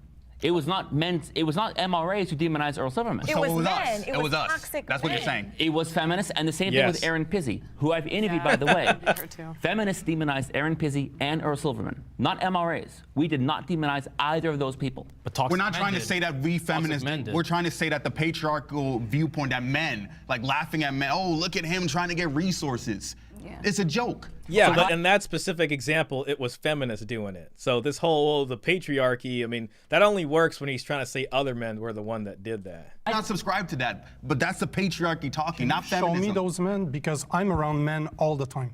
And I'm from veterans that suffer from PTSD to just regular dudes. I'll tell you I have the sources you keep talking I about. have never seen personally, because you're asking for personal experience.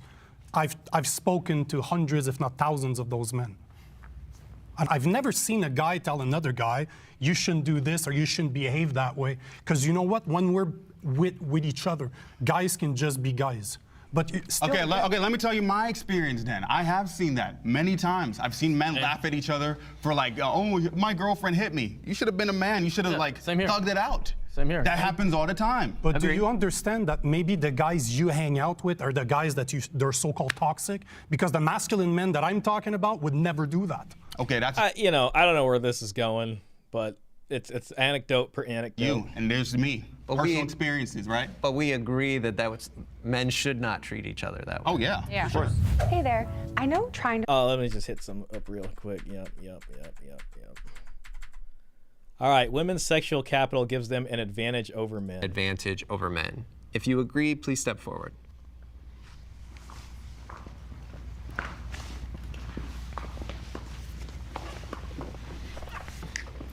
So I would say that women's sexual capital allows them more opportunities. Some could say maybe they're bad, like in terms of sex work, right? But women make much more in sex work. Also, I've managed both male and female on social media. It's a lot easier to blow up as a chick. So it gives you more opportunities. I mean, I don't know. Like when I think about it, I think it just in terms of attractive people, whether that's a man or a woman. So if you have sex appeal, you're going to have a huge advantage. She's talking about social media. I mean, even if you're like, I don't know, a bartender and trying to get tips, or if you're a salesperson, they do like studies on this, like if your face is symmetrical. And I think for men and women, I guess you can say in a general sense, like sometimes I think like, a man's strength is counterbalanced by women being in general more beautiful than men. They say women are the fairer sex, you know what I mean? And women use that and leverage that to manipulate men emotionally and in that way. And men use their strength as leverage also. So it's a balanced nature there. But you know, if you're unattractive or whatever, I mean, not all men are going to be physically strong, and not all women are going to be attractive, and the same for men, and vice versa. So it really is just almost the few people that have this advantage, right? Most women can't go on OnlyFans and make all this money because they're just not attractive enough to do that. You know, most men can't be athletes. Opportunity. Like high level. Why do you think it's easier for women to blow up on social media? Because it's looks based. So. Any of you guys? Men love pretty women. It's really that simple. And as Yeah. you said, like Actresses too, sorry. OnlyFans would be the perfect example. That really does not normally work for men, but it works for women extremely well. Just like a minority. I would still say like a minority of whoever is actually attractive, you know, and that's not most people. And Medical sales, you know, it's another one. I worked in sales as a sales engineer. Yeah. I worked in sales for more than a decade, and women tend to do better. I don't know. Yo, Caesar, hey man, welcome in. Pleasure to see you. I didn't know if you're coming in tonight. I didn't expect you, you know what I mean, on Wednesday. But thank you so much for the $10 donation. I appreciate the support of the channel. I'm just enjoying, Mr. Pitt came in with the save and made this grid for me right here that's allowing me to be able to react to this. So freaking amazing. Big shout out to Mr. Pitt. Other than that, just chilling. I was probably going to talk about this a little bit later. Maybe after. I know, depending on the stream, we might have to cut it just depending on how late it goes. But Peter Wright sent me, I don't know if it's going to focus, sent me this book, Red Pill Psychology, and that's co-authored with Paul Elam. He sent me 2 copies, so I think I'll do a giveaway for one of these. I think we just need to figure out how to do that, or what we should make, you know, how to actually make that so people could win that, or whoever. I'd like to give it to one of you guys, you know. So maybe we'll talk about that a little later, just depending on time. But I hope you're doing well. Necessarily see that as a bad thing either, because why not take advantage of the traits, the qualities that you were born with? Everybody likes to look at, and I don't think it matters that it's a guy looking at a woman or a woman looking at a guy. They like to look at somebody that looks good, but it does tend to influence men's decision a lot more than it does women. Do you want to add anything? Yeah, I mean, I think it's true, but it's kind of like, so what? I look at it as one of those facts of life kind of things. Yeah. It's like, whatever, you know, is what it is. And it's not necessarily a bad thing. That's the thing. It is true. You'll see it. You guys remember that one guy? Jeremy Meeks. You know what I mean? It's like men can benefit from, you know, looks also, right? Like, you remember this guy? It was all about his like mugshot. You know what I mean? This guy right here.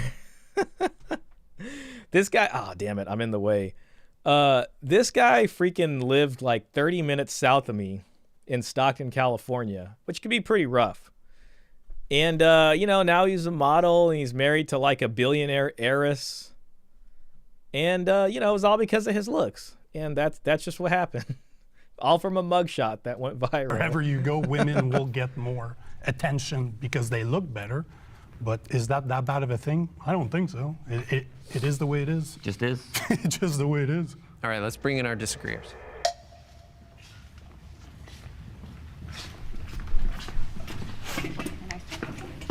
Okay, so I feel like this is perfect for me. So I am a top OnlyFans creator, and I'm also a lawyer, which is a very weird, you know.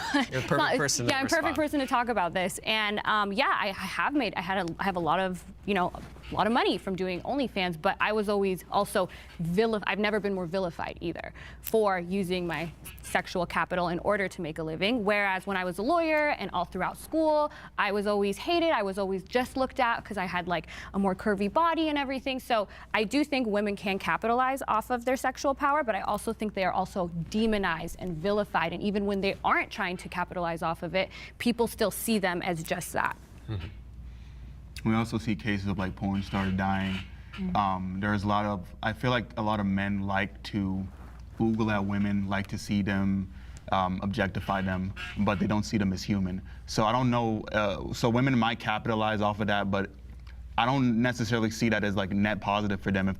Opposite of that, it's like a woman manipulating a man because she just sees him as a wallet, you know, or some means to extract resources.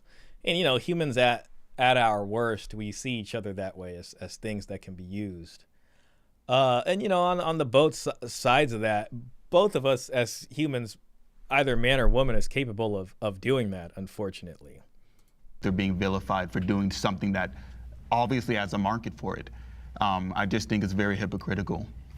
Why do you find it hypocritical? Because there are men that literally watch this content, that subscribe to these people, and then they demonize the same people they're giving money to. 24/7. Yeah, No, this is a men's problem. I can, you know, and I think that's true. You know, there's a kind of masturbatory aspect to people who watch, like, let's say, the Fresh and Fit after show, where it's just all about, you know, whatever, like Myron making the chick look stupid or whatever. And the same guys then go and, you know, subscribe to the OnlyFans, which is why those people go on, right? So the guys on the show act as a kind of surrogate for the man to feel like they're living a high value, or just feeling that sort of, it's almost like a 1-for-1 of like watching a nudie video. You know what I mean? It's like they're imagining themselves as that sort of, or it just gives them a pleasure to see the woman look stupid. You know what I mean? Once the guy dismantles her arguments with logic. But then there's this other masturbatory aspect where they go and literally then subscribe to the OnlyFans later of the same woman. So yeah, they do that on the show. Not a woman's problem. Men need to control themselves. And I think if women have a ton of sexual capital, who gave it to us? Men need to control themselves. I mean, you're going to tell that to single mothers? You know what I mean? Like once they end up getting screwed over, well, you should just control yourself. You know what I mean? Like, you just need to choose better. You know what I'm saying? It's like, no, man, here's welfare. Here's everything else to help you. It's not us. We're not the ones that are just deciding, I'm going to be powerful because I have a body. That's not what's happening. It's men that never learned how to deal with. I don't know. Women talk about that all the time. And there's whole ass like subreddits about telling women how to freaking leverage that over men and how to play that game. So, you know, come on. There's agency there. Their emotions and their feelings and their urges. That wasn't taught to them. So they don't know how to do that. So now they give women all this sexual capital and then also want to vilify us for it and make us the bad guy for it. But you're the one that's noticing the pretty girls. You're the one that's giving us this. I didn't ask for. It's funny because when I'll go with my boy. I don't know. You know what I mean? It's like, I think there's still some guilt there. And, you know, the other person talked about the nudie star kind of offing themselves towards the end of it, and that's probably because they feel bad about it on the inside, or there's just something about it they don't like. So she's saying like, well, you know, don't feel sorry for the guys because, well, they're giving it to them, they're not doing anything wrong. But then on the other end of that, you know, the women will feel bad and they make these bad decisions and end up with their own addiction issues, you know. Boyfriend, sometimes I'll go places and I get 5 chicken tenders instead of 4, or it's funny because when I'll go with my boyfriend, sometimes I'll go places and I get 5 chicken tenders. So she's got 4 kids. Oh shit. Did we lose the stream? Hold on, guys. Stream died.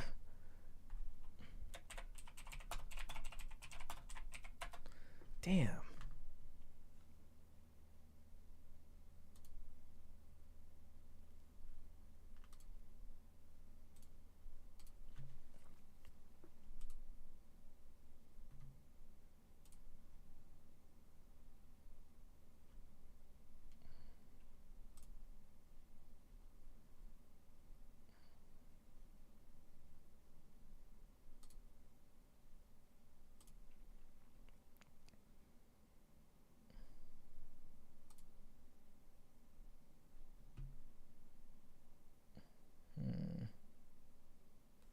Is it still going?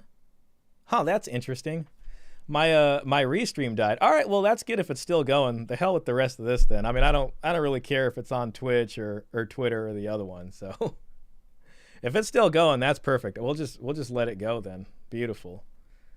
That's really weird, man.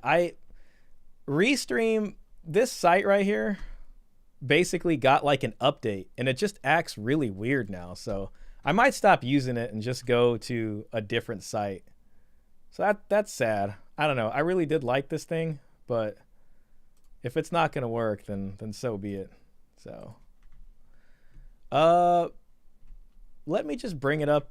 Let me just bring up the YouTube stream on another tab just so I can make sure it's up. I don't know. Yeah, Restream has this weird glitch now where it just wants to freaking like retitle everything all the time. It's super annoying. Just a second. Damn, what's up? So my internet's gonna be hella slow now too.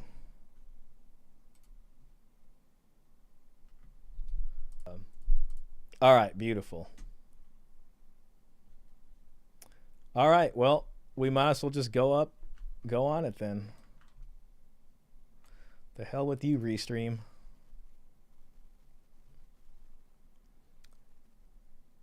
I'm just checking to make sure this is good. And there's like a lag. All right, yeah, we're good. We're still on. Thank you, Caesar. You saved the stream. You know, we go on. Buy you a drink or Yeah, I something, get 2 drinks, and I come home and I'm like, look what I got, and he's like, that never happens to me, and I'm like, oh yeah, that's what I was gonna say. So she's talking about her boyfriend. So it's like she says she has four kids. I mean, 3 daughters, one boy. So you know, she's already been divorced and all that stuff, and so this is a divorced woman. I don't know. It's just, that's interesting.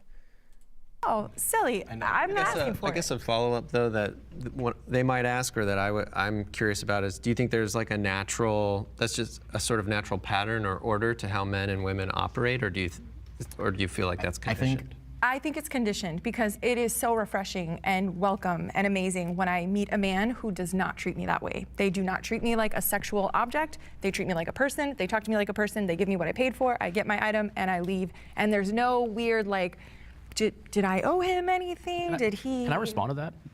In my personal experience, men only talk to women they want to sleep with. Yeah. In my personal experience, women have to be attractive on top of their job. You can't just be a lawyer, you have to be an attractive lawyer. You can't just be a dentist, you have to be an attractive dentist. I think when men talk about sexual capital in women, it's because they literally ignore every other woman in that area. There's like this concept of like men get put in the friend zone, women get put in the fuck zone. So do you think that, you know, some of what I heard is it is what it is. Men are attracted to beautiful women. So there's kind of a natural order argument. This is just the way we behave, whether it's biologically. Or do you feel that it's conditioned? I do think it's conditioned. Can I respond to that? I think it's a little both. I do think that that is a little bit of the natural order of things, but like for instance, I think a big, like my only really interaction with these man spaces or the manosphere spaces are these like red pill podcasts that I've gone on a million times, like Fresh and Fit, whatever, where they bring on women like me that are making all this, oh, you're on OnlyFans. They bring in all these sex workers and then they tell us we're low value, nobody will ever love us, we're for the streets, and they do all of that, and then my comments get flooded with that. That's conditioned. And then That is conditioned. Can I just say, I think as people. an MRA, Fresh and Fit really suck. It does. Okay, yeah. You know what? And I agree with them too. They don't represent men's rights. I don't think so. You know what I mean? And this kind of goes into everything, you know, in the manosphere is a monolith, but then you can't apply that same logic to the other side. But yeah, I mean, he's right. This chick is super weird. She really is weird. You know what I mean? And it's just like, oh, and then they come and then they shit on me. But it's like, you're going on the show to sell your OnlyFans. Like, you know what you're doing. 100%, yeah. You do not like them. They are trash. They're garbage. They're from South Florida, unfortunately. I don't like Pro them. does. But why do I don't have a OnlyFans problem with them.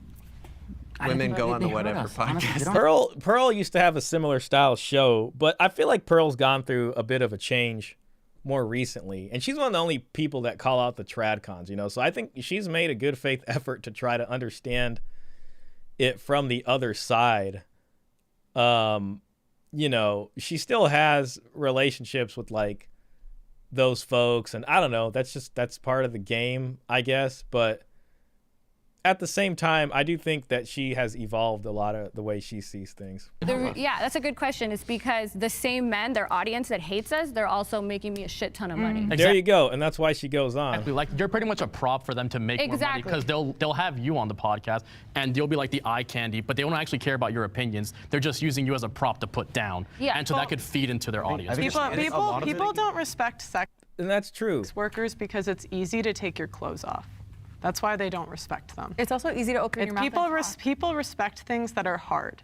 And sex work, OnlyFans, that's not hard. And why is it that people still respect like Leonardo DiCaprio sleeping with small? It's really easy for him to do that. Nobody bats an eye. For him though. sleeping with who? With when I don't know. I mean, men probably respect that, but everybody else usually, I think, judges them pretty hard about that.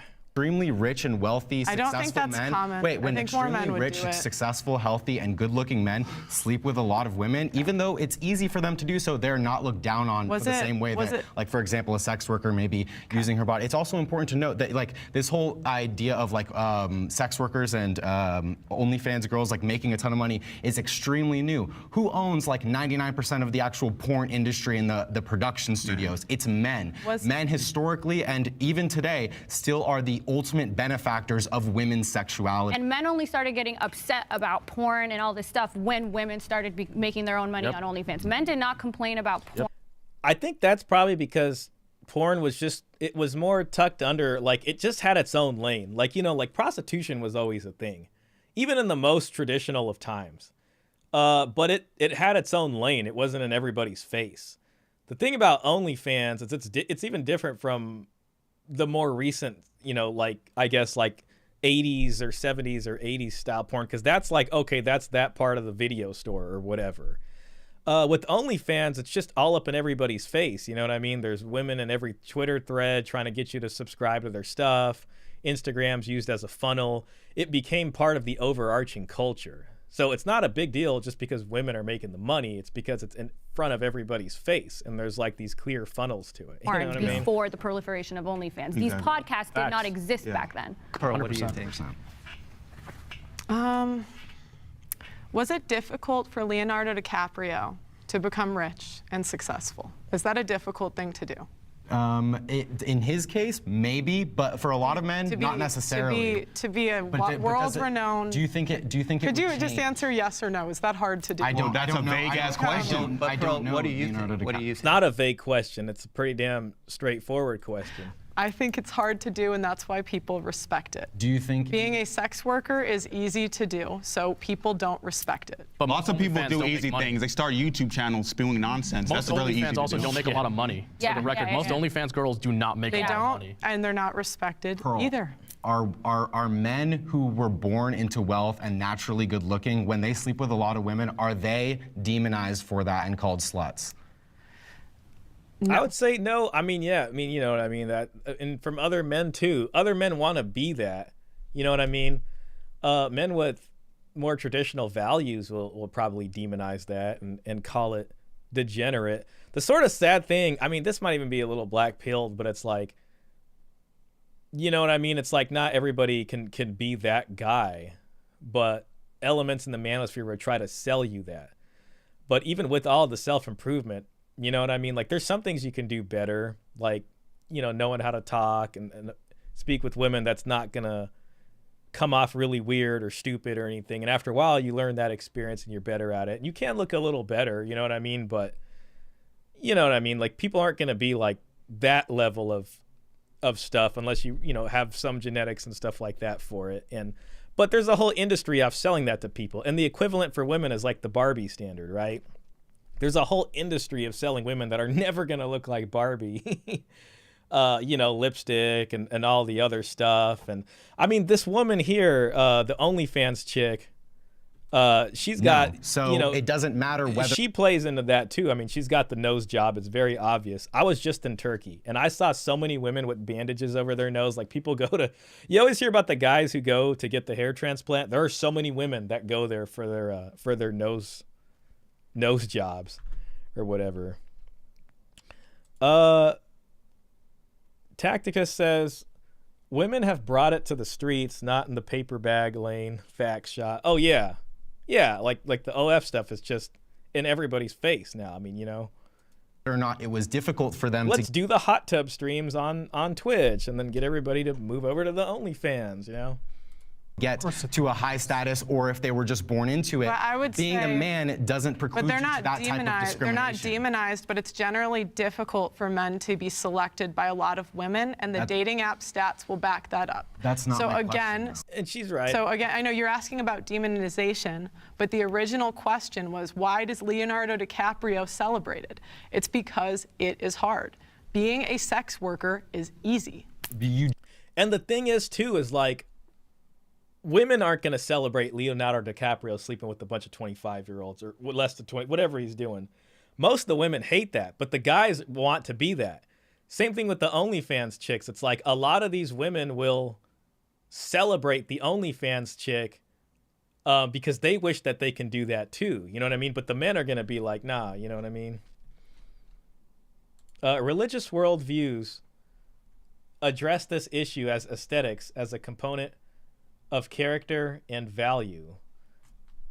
The DNA lottery. Yeah, I mean, I hate to sound black-pilled on the DNA thing, but there's a lot that goes in that. You know what I mean? That comes with upbringing and stuff like that. And, you know, there's stuff you can do.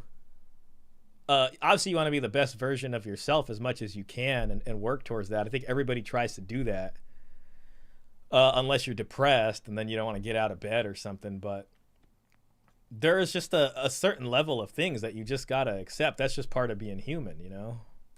So you just said he's celebrated because it's hard, but you just admitted People earlier. Wait, celebrate you hard just things. also admitted earlier that that a guy who is successful and born into wealth and born into a naturally good-looking body is also celebrated for sleeping a lot That's of women. not really so that. It's that's not. So it's not actually contingent on whether or not it's hard. I'll make a caveat. I would say even men still need to learn to be attractive to women, even if they're born into wealth and naturally good-looking. Women also It's need. still Some, I mean, you know, a lot of that I think goes to looks first. Like looks first is going to get you a lot. You know what I mean? Whether you're a man or a woman. Now you could be born wealthy, and if you don't look good, I mean, people will probably try to use you for stuff, and that's going to happen a lot. But you know, some people out there, you know, they just have that magnetism. You know what I mean? And even women, like, you know, there are women who are attractive from very young and even into older age because they just got it going on, you know. And some people will sell that as like, well, they take care of themselves. I'm sure they do, but at the same time, like, I don't know. I think genetics do have a lot to do with it also. it's still that's fine. That's Are you calling us just dumb dogs or something? But some of the top OnlyFans creators aren't attractive at all. Can I ask Pearl a So question? it's pretty. That's subjective. Clearly not. I think Trisha We've got a Page question. I have a question. Yeah. You say being a sex worker is easy, but look at I know you love statistics. How come most OnlyFans women don't earn a living off because of that? they How come don't, they don't make a lot because of money? they don't care about money. They like attention, and that was the big thing when I are you basing interviewed that off of interviewing a bunch of OnlyFans models, and they'll tell you that. A lot of them do. They say, I just enjoy taking off my clothes on camera. Well, let's hear from somebody who has experience. Do you want to respond to that? That's absolutely not true. I mean, just to use my anecdotal experience, I didn't even have social media. Yeah, see, I mean, I don't know. That looks like a straight up Istanbul nose job right there. You know what I mean? And yeah, I don't know. You know what I mean? It just doesn't match the rest of the proportions there. I mean, I'm not trying to make a big deal out of it, but it's just like that feeds into the whole sort of Barbie standard and trying to be this thing that like you can't really be. I started OnlyFans. I have an Instagram. I do not care about attention. I just wanted to make a lot of money, which is why people do OnlyFans. Why would they want to get attention? A lot of it's negative too. A lot of people hate you. A lot of people think no one's going to marry you. Blah blah blah. I don't believe those things, but I'm also able to advocate for. I'm a lawyer, so I'm more gifted in being able to combat that rhetoric. These girls are not, and a lot of these girls that are going into this, I'm the exception. They don't have other options. They're not super educated. They don't have other avenues to try to make a living. And then a lot of them, when they do go in this, when you say it's easy, it's not easy to make a ton of money on OnlyFans. I had to do a ton of marketing. I had no social media following ahead of it. You could say, okay, well, you look a certain way or whatever, but a lot of the women that enter this, if it was so easy, they wouldn't be not making money. Well, I would That's, you know, that's also kind of why, like, with traditional, I guess you can call it traditional, but the type of like porn in the 90s or whatever was based. The reason you have studios and men owning these studios is because like someone's got to figure out how to like work the camera. Someone's got to be the graphic designer that makes, you know, the cassette covers or the DVD covers. And then you got a whole industry of selling this stuff. You know what I mean? Women didn't own it because women weren't doing that. They weren't opening their own studios. They weren't figuring out how to sell this and get this distributed. You know what I mean? And when it comes to the OnlyFans, like, she's right. You know, it is hard work. I mean, you know, you can be an OnlyFans creator that just takes a bunch of garbage pictures with your cell phone, or you could figure out, you know, how to probably work with the photographer or something if you want better quality stuff, and then figuring out how to sell that. Now, if you're attractive, you have a better chance of having a bigger social media following on Instagram and then converting that over into your OnlyFans stuff. I've known women, I mean, one of my friends from high school, she lives down south over there in the LA area, and she showed me her phone once, and this was like her third month on OnlyFans. The first month she made $6,000. The second month she made $10,000. And the third month, she was already past like $6,000 or $7,000 or whatever, and she was on track to hitting $10,000 again. And that was just from like barely being on there 3 months with just like garbage content for the most part. But she has like 30,000 IG followers, so she was able to leverage that, and that's what she does now. Mr. Pitt says the women celebrating the OnlyFans chicks only ever do so from a distance. I attribute that to the sisterhood Uber owls. I think most women secretly look down on girls involved in selling sex. You're probably right about that. You know, it's interesting too, because I was looking at some of the NBC News exit polls, and you know, it's like when you look at they were saying like white women, they were kind of surprised because a lot of them didn't. I mean, like a lot more of them supported Trump than they expected, and didn't vote for Kamala. So they were like, what the hell?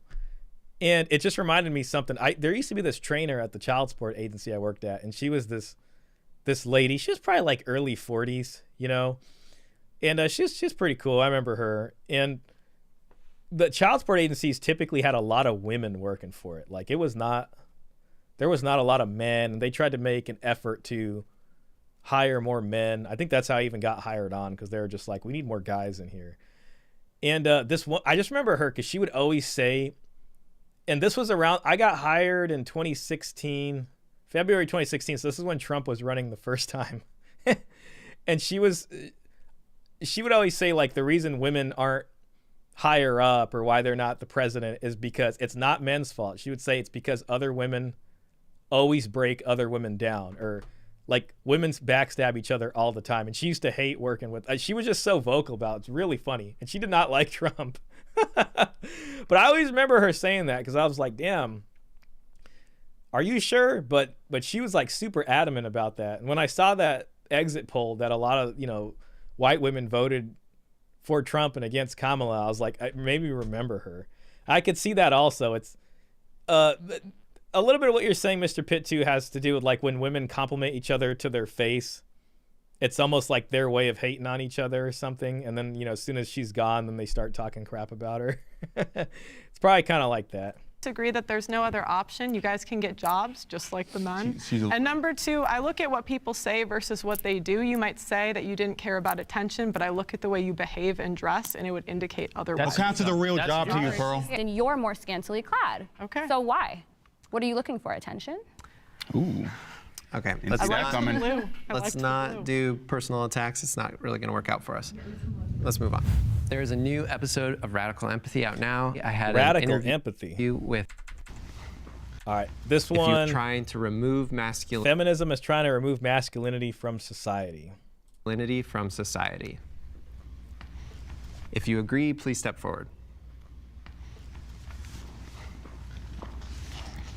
Well, if masculinity and femininity are a social construct, and there is some element of nurturing there, and feminism has deconstructed the feminine role, then it stands to reason that, I mean, that largely affects the masculine role, because there's no balance to it, so the masculine role will start to unravel.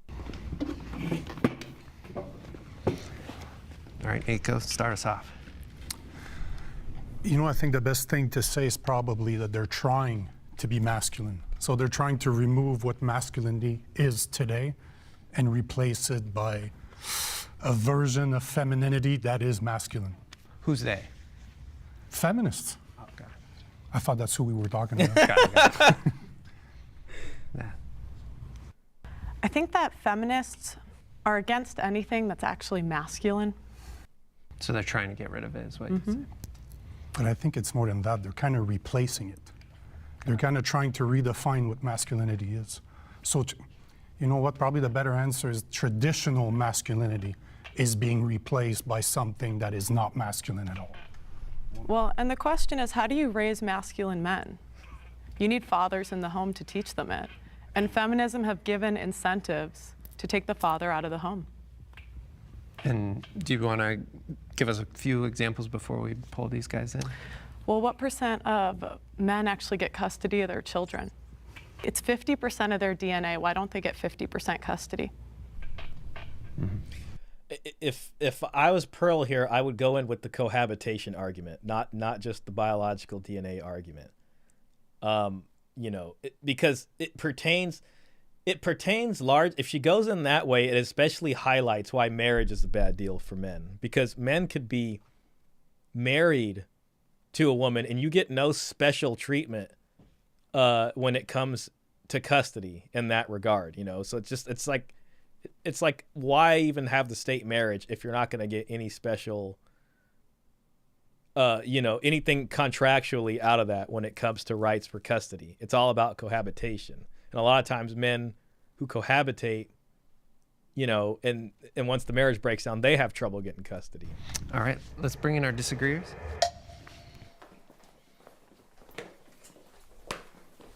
Men typically get custody of their children way more often than not. When a woman rightfully and honestly gives her experience of domestic violence in the marriage, she's more likely to lose custody of her children. There is no issue with men getting custody. I don't know what she even talking about. So when a woman talks about her experience with domestic violence, the man gets custody more often. It's not true. That's absolutely true. You're just making numbers out of your... What percent of the time do men get custody of their kids? At least 50% of the time. What you're What speaking the about... hell is she? What is she talking about? It's not true. Men don't fight for it. I just want to hear an They example. win over 77% of the time. No, but 90% of the cases do not even go to family court. Yeah. No, but Because they can't afford to put it in family court because it's not taxpayer funded like child support court. the question is why, and that's I had the same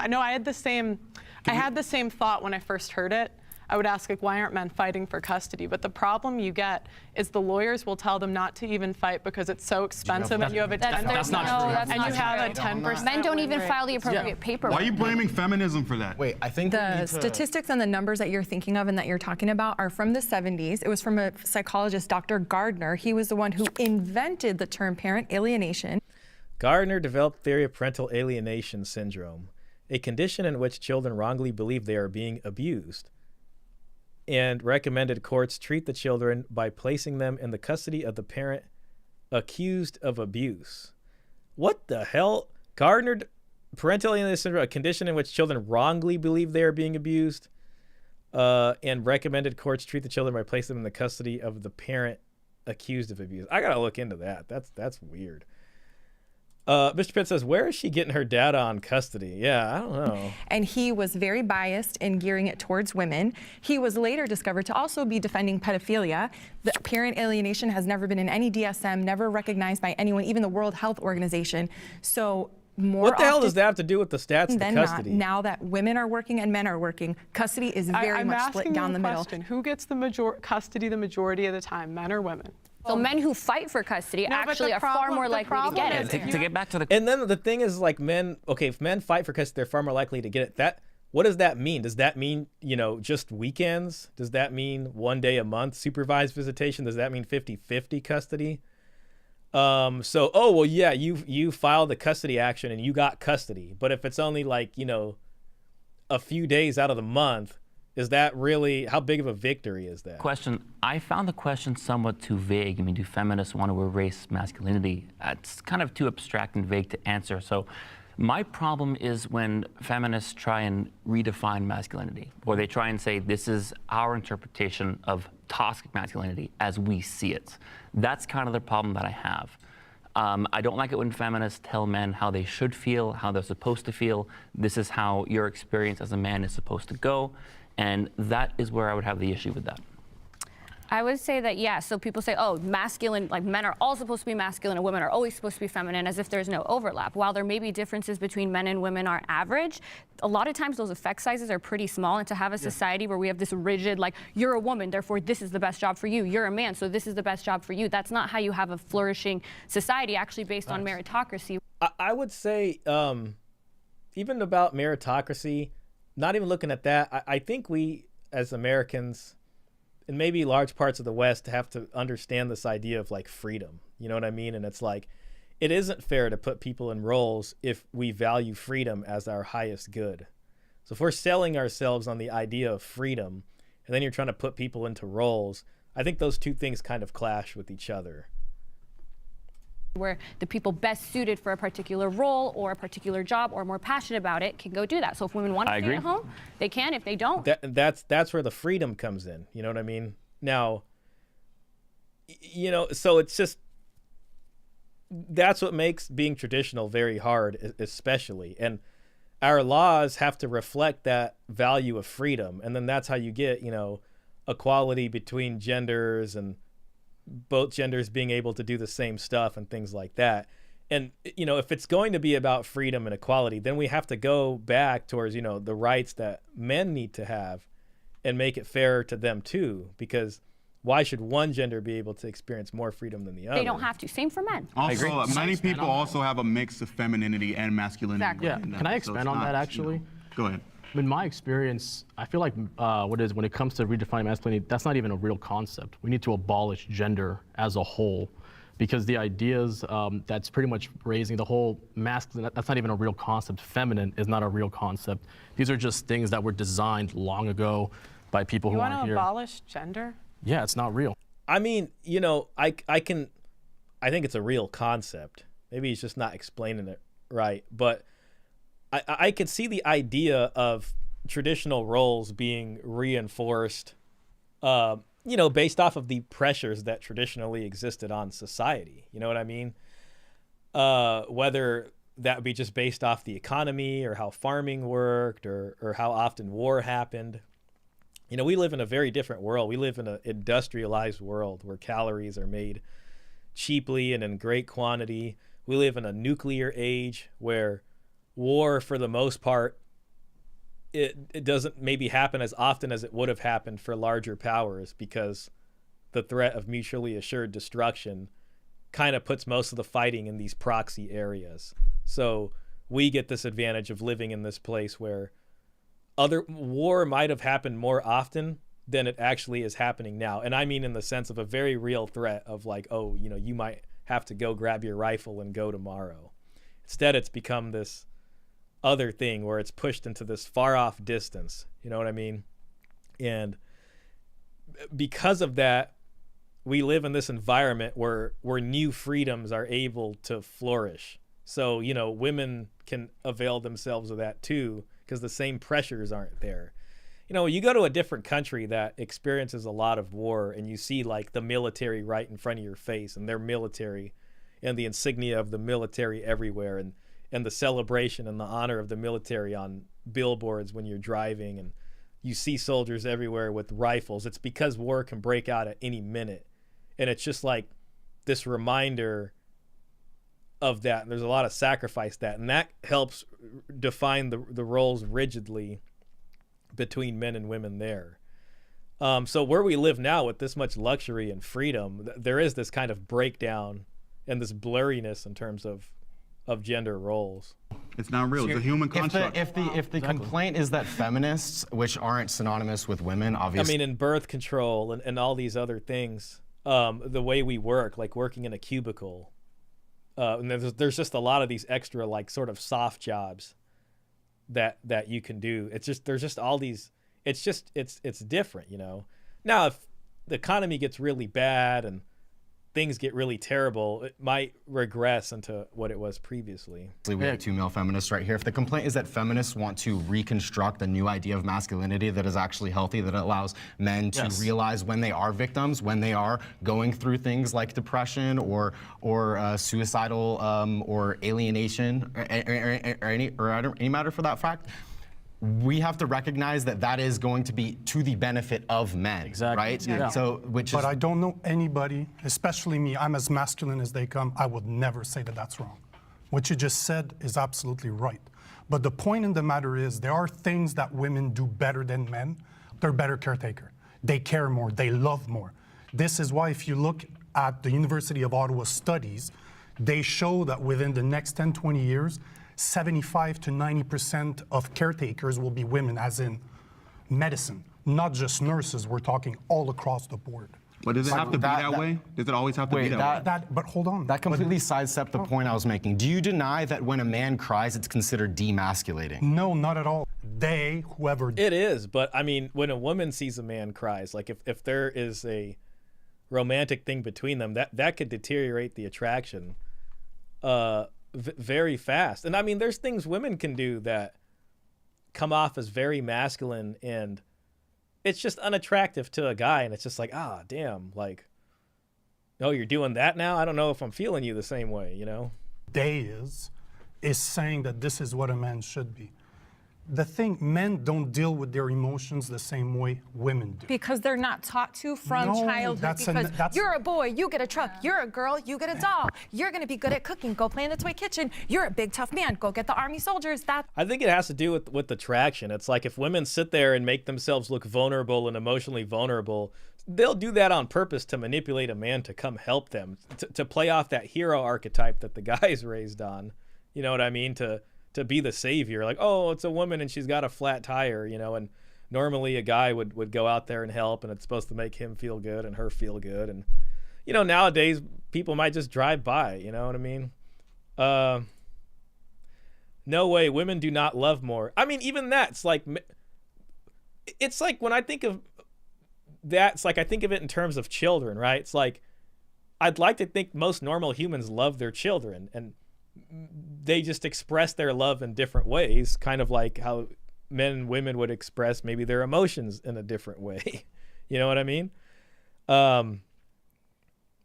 Men express their love for their families by working hard and doing everything they can for their families, you know, and women would express that also, you know. And, you know, sometimes what bothers me is this idea of like, oh, men are supposed to provide for women. I think that's kind of like a weird concept. Like, no, I think men are supposed to provide for their children. You know what I mean? And it's like, well, you know, if I have kids and I got to house these kids, by extension, there's room in the house for her. You know what I mean? A woman, let's say if it's traditional and she's going to cook dinner because she needs to feed the kids, I mean, I don't know, throw an extra chicken breast in that tray, and then, yeah, she's made me dinner. But it's really, we're working together to raise these kids. You know what I mean?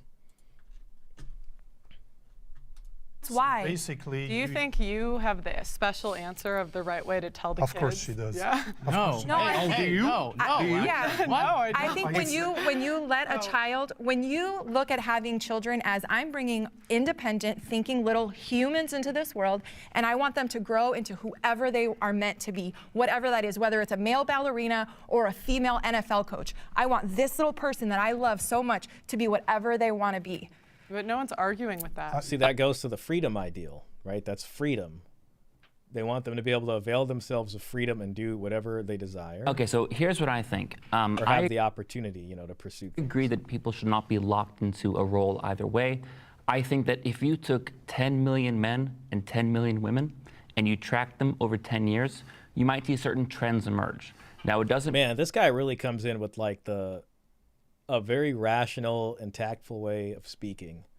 I think this guy, like, I need to find his channel and react to his videos. I think he said he has one. All I got is his name is Thomas, but I'd like to find, you know, see more of his stuff. I mean, you have to be this or you have to be that.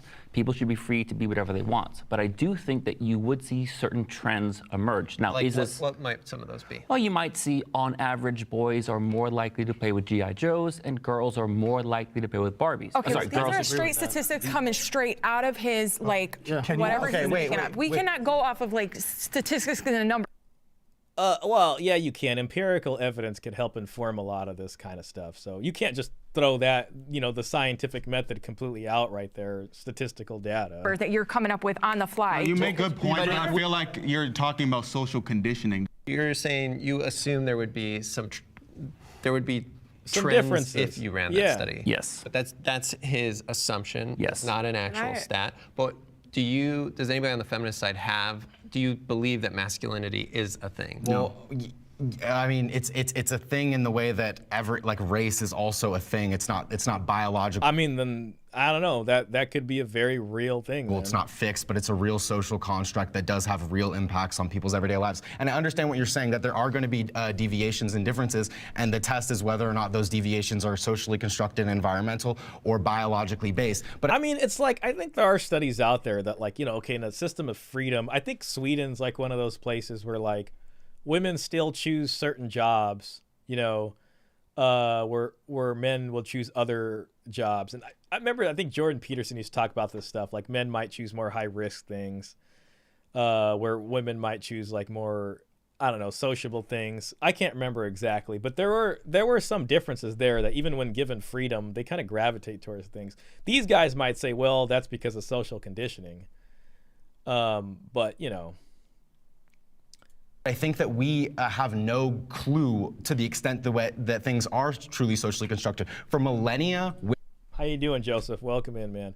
Your guests are not that smart. Women perpetrate 70% of domestic violence. Sorry, but your guests are a bunch of white knight simps and not too smart. It is objective. Yeah, I mean, well, we're watching a Jubilee reaction here, so they're not my guests, so to speak. But yeah, this is the video that we're watching. Women have been barred out of like educational purpose, but now women are actually out graduating men. They're actually earning better grades than men in many instances. You have nothing of a. Yeah, see, that would be one of those trends that they can look at. Like, what are they majoring in mostly as compared to men? And I think we used to see stuff like that, like men mostly majoring in STEM or something, and women mostly majoring in like social sciences.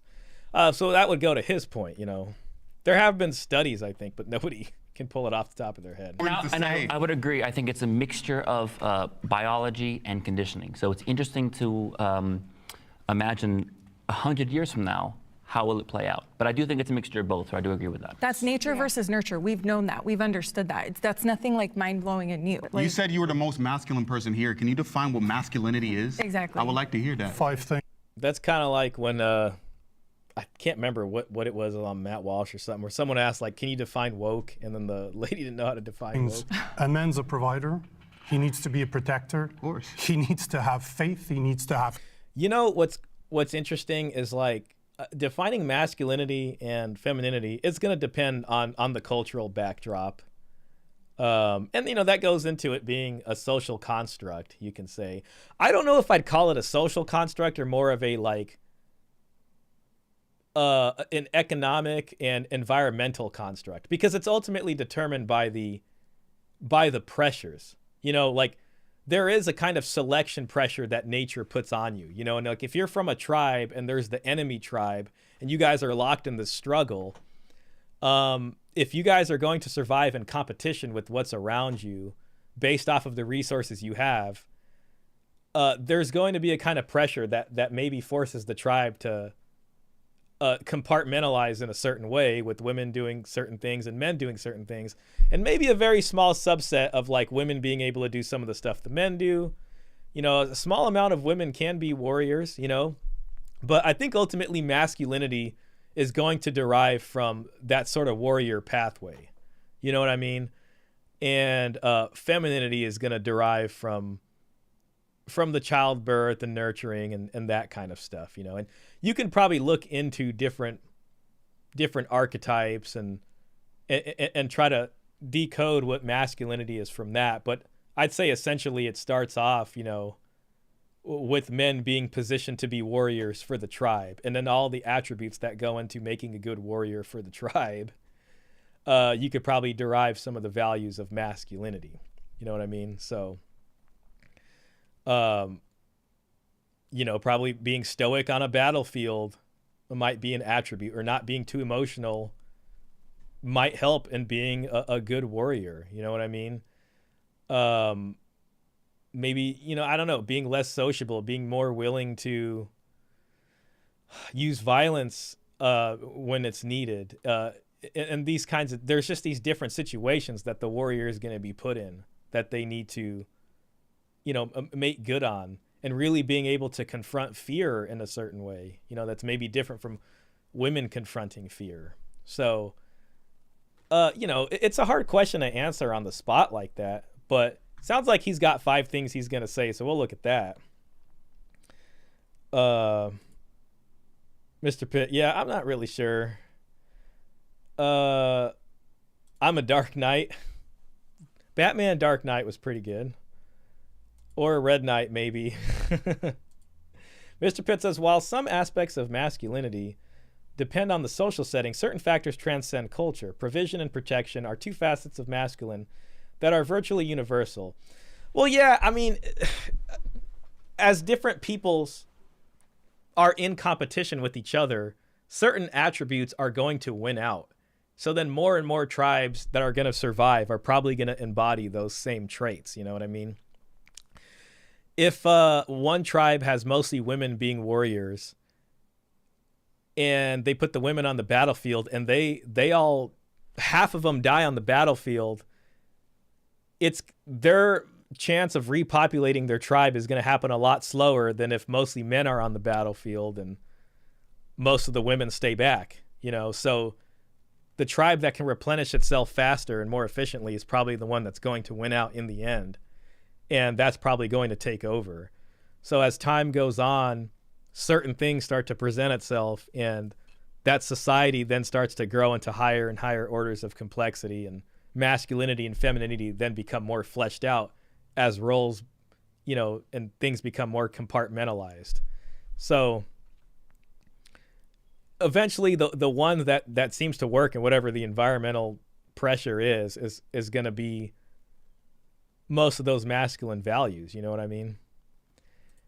And, if you try to look at like the sort of evolution of religion, if you would allow me the term, it's like when humans were, when the human population was so low and most humans were like nomadic hunter-gatherers before agriculture, I think most of the religious worship was directed towards goddesses because nature was just so full of food and whatever and space and things that they needed. And then as, humans became more settled, and it's like, no, this piece of land is mine. And we grow crops here and raise cattle and all that kind of stuff. I think it transitions into more like masculine god figures being sort of the leader god, you know what I mean? And, that takes us all the way through, and then we get to monotheism where we are now with a masculine god in some sense, you can say, at least represented that way. So, I think that can give us some clue also as to masculinity or femininity. Courage. Well, you got it. So if they don't do that, they're not masculine by your definition. Yeah, why is what do you say? Needs to happen. A man's a provider. In here, can you define what masculinity is? Exactly. I would like to hear that. 5 things. A man's a provider. He needs to be a protector. Of course. He needs to have faith. He needs to have courage. Well, you got it. So if they don't do that, they're not masculine by your definition. Yeah, why is faith masculine? You have to be. See, yeah, because I mean, a woman can have faith also. A woman can have courage, in childbirth and certain things also. A woman could be protective of her kids. I mean, and that's where a lot of that's tough, like that's where I would ground it more in like a warrior kind of thing. You know what I mean? Because it's a very specific role that men are likely going to have to do. Where childbirth and taking care, breastfeeding very young children and being with the young children are very specifically what the women are more likely going to do. So, but when you live in a place like this, where it's like scientific, inquiry has led us to a place of like so much technology that we can push out most of this stuff into a place where we can't even see it anymore in terms of like war right in front of your face, it starts to blur the lines. I was just thinking about this, like, we eat meat like every day. I eat meat every day. I just cooked up a ribeye on a cast iron before I started doing this stream. And there is a difference between me going to the store and buying a nice cut of meat and like me actually hunting and slaughtering an animal. Like, have you ever slaughtered a an animal in your life. You know what I mean? Like, when you do that, there's a whole different experience there. And there's even this guilt inside of you and this kind of like, it's not easy to do, not for me. You know what I mean? And that could be like a masculine trait. I mean, I used to watch my dad all the time slaughter animals. He had me do it a couple of times. That kind of stuff might say that's more of a masculine thing to slaughter all those, you know. But, you know, women might slaughter a chicken here or there and stuff like that. But I don't know. It's just this different thing. And when you think about war too, right? It's like we're so compartmentalized, or the technology is to such a degree that we're so removed from it, you know, like air superiority can take care of a lot of stuff, you know, drones and these kinds of things. And it's just not in front of your face where you got to do it like that. So it starts to change what masculinity and femininity means. Okay, to answer your question, I'll ask you a question. How do you build self-confidence? You don't need faith to do that. You don't need faith to do that. No, you don't. Oh, hold on. Experience. You're assuming that Experience builds self-confidence. I mean, doing something, making a mistake, trying it again until you're better, practice. I think that brings confidence in what you're doing. faith, I'm talking about God. Don't assume what I'm assuming. No, but faith in yourself. Self-belief starts. I mean, confidence, I think, can come from attempting things and then getting better and better at it, you know, to create like a positive spiral. With believing in yourself. That's faith. Because at the beginning, you won't believe. Why is that masculine, though? Anybody could have that. Do you think that there's masculinity? No, it's not a real concept. Femininity is not a real concept. Aren't you a men's rights activist? I'm a men's rights activist, but that's just the same side that's the same side. What's it called? Same side of feminism. I believe in destroying the patriarchy. I believe. I don't know. He's a men's rights activist, but he hasn't really talked about. But he doesn't believe that men are lacking any rights. I mean, I don't know. He's not a men's rights activist. Destroying the ideas of gender. I agree with everything you're saying because the ideas that you guys are talking about with how men are emasculated, not allowed to cry, or people think their emotions aren't valid. I agree with all that. That's not women's fault, and those aren't even like masculine traits. These are all just ideas that were just fed to us by the patriarchy, and we need to destroy. I don't know. I mean, if women's attraction is very much going to be diminished the minute you talk about your feelings and you start feeling vomiting all over her, or you cry in front of her or something, you know, I don't want to say it's women's fault, but men are going to be conditioned and learn to not talk about your feelings all the time. You know what I mean? Caesar and Quintana says, when I was a kid, I saw a cow getting slaughtered in Mexico for a party. I did feel guilty and didn't have any of it. Yeah, you know, I remember that too. And then it kind of shows you like the importance of having some like religious backdrop, because it's like, I can understand like Native Americans, or, you know, sometimes you see like stuff or learn about culture and it's like them respecting the forest and what they take from the forest, and, you know, maybe putting some offering back to, you know, some divine figure. Even me, you know, slaughtering a goat, I've done that a couple times myself. You know, there's prayers that I say while I'm doing that, and it's like it has this thing. There is this feeling in you, and you understand like what you're doing. There's just something about it, you know. But you know, when you go to the grocery store every day and you buy a ribeye, it's like an animal needed to be slaughtered for that. But most people probably don't even think about that, you know. Like you go to a restaurant and you get a burger or something, it's probably not even really on your mind. So it's like you start to just take these things for granted. You know what I mean? But yeah, we really are separated from that. But if we were closer to it, I think these qualities of masculine and feminine would be probably more easy to pick out and be more defined. But we live in this world where we really are in a kind of bubble on certain things like that. Then why are you a men's rights activist?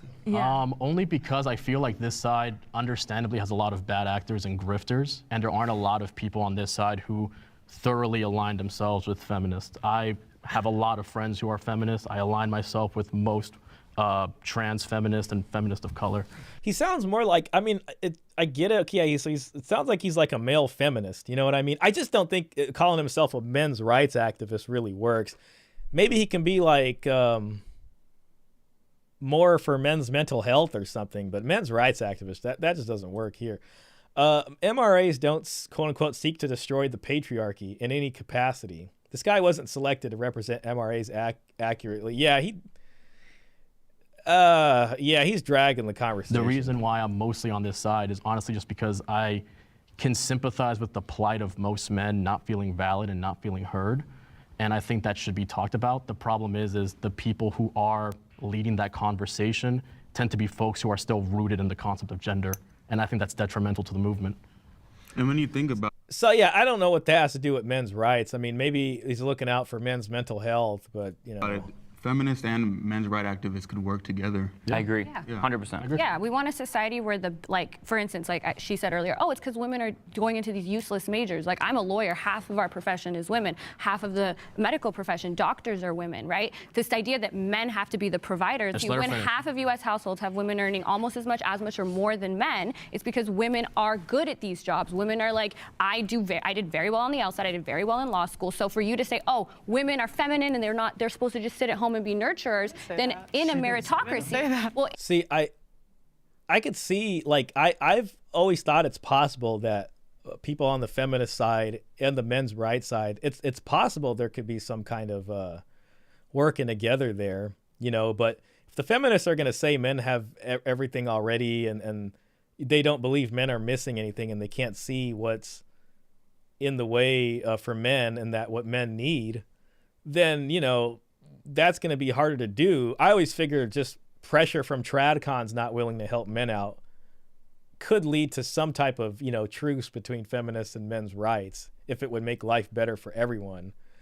I tend to be on the side of technology has put us in this new strange place, and if that's going to be here and not going away, I mean, it has eroded these sort of traditional values in a sense, especially with the concept of freedom. You know what I mean? Technology's been used to enable freedom to a degree we've never had before.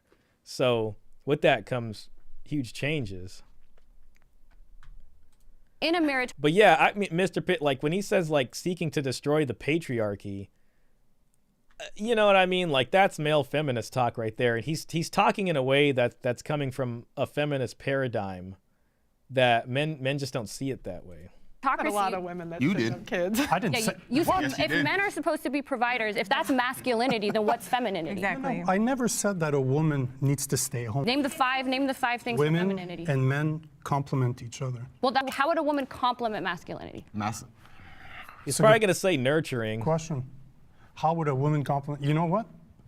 If I take my example, because that's all I can talk about. My girlfriend will stay at home with the kids. So that's complimenting. No, you as a but that is provider. her choice. I understand. I that. choose to provide, and I do not want Do you my think kids. it's feminine for her to stay at home? This is a choice that her and I mean, like, I guess you could say it's feminine for her to take care of like the young kids, you know what I mean, while they're vulnerable in that young way, and then later on, then they need more of their father's help in certain things. I made. I found a partner that is more traditional in her values. I mean, you know, it's like if women are mostly like childcare providers, you know what I mean? Like that can make sense. Or women are mostly babysitters or something. She wants to raise children. That's what she wants. In the beginning of the Barbie movie, when it starts off with a bunch of young girls playing with like little baby dolls because the young girls are learning how to be mothers, nurturing mothers. So the little girls play with the dolls. And then they see the monolith. It's like kind of a one-for-one of 2001: A Space Odyssey. And they see the Margot Robbie sort of monolith. And then all the little girls start picking up their dolls and smashing their little baby dolls and breaking them. And that's them basically not wanting to be part of traditional femininity. They want to be like the Barbie monolith. That's how the movie starts out. So a traditional femininity has to do with this kind of nurturing thing. I come from a broken down family where my dad left when I was 14 and he never came back.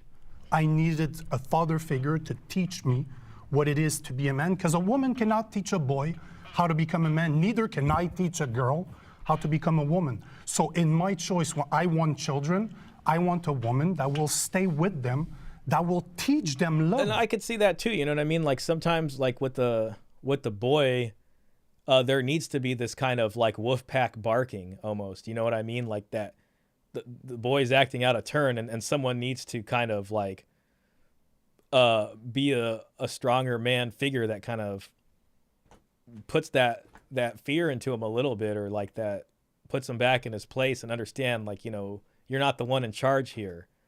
Maybe you can be someday, but what you're doing now isn't helping you get there. And a father figure would do that.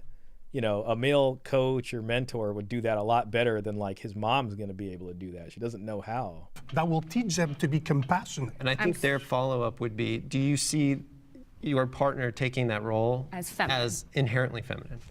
More so than if she Just wants say to be a yeah. nurse. Of course, because Yeah. I believe in a more traditional role. But that doesn't mean that you're wrong if your husband wants to stay home. I don't have a problem. I mean, I think he's saying we live in a free society, so you can choose to do that, but he prefers the traditional method. With that. I believe that men and women complement each other. Men should go to therapy. Agreeers, step forward.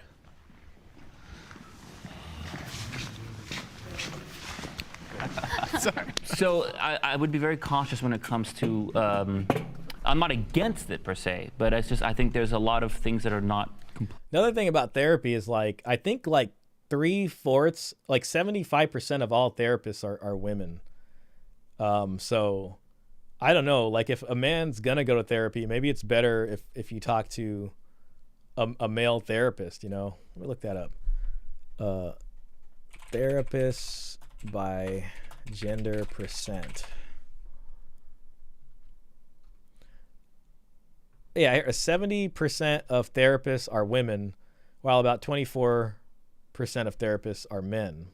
So, you know, if you're gonna see a therapist, I don't know, you know, like maybe there's some good women therapists out there, but that just should tell you something, right? And that's women's choice in that industry, right? So it might kind of signal, according to this man's logic, about if you take 10,000 men and 10,000 women, you know, you might see more women go into therapy for some reason, because that's what they gravitate towards, because of a feminine nurturing kind of Completely sound. But I'm not against the idea of men going to therapy. If you find a good therapist and it helps you, sure.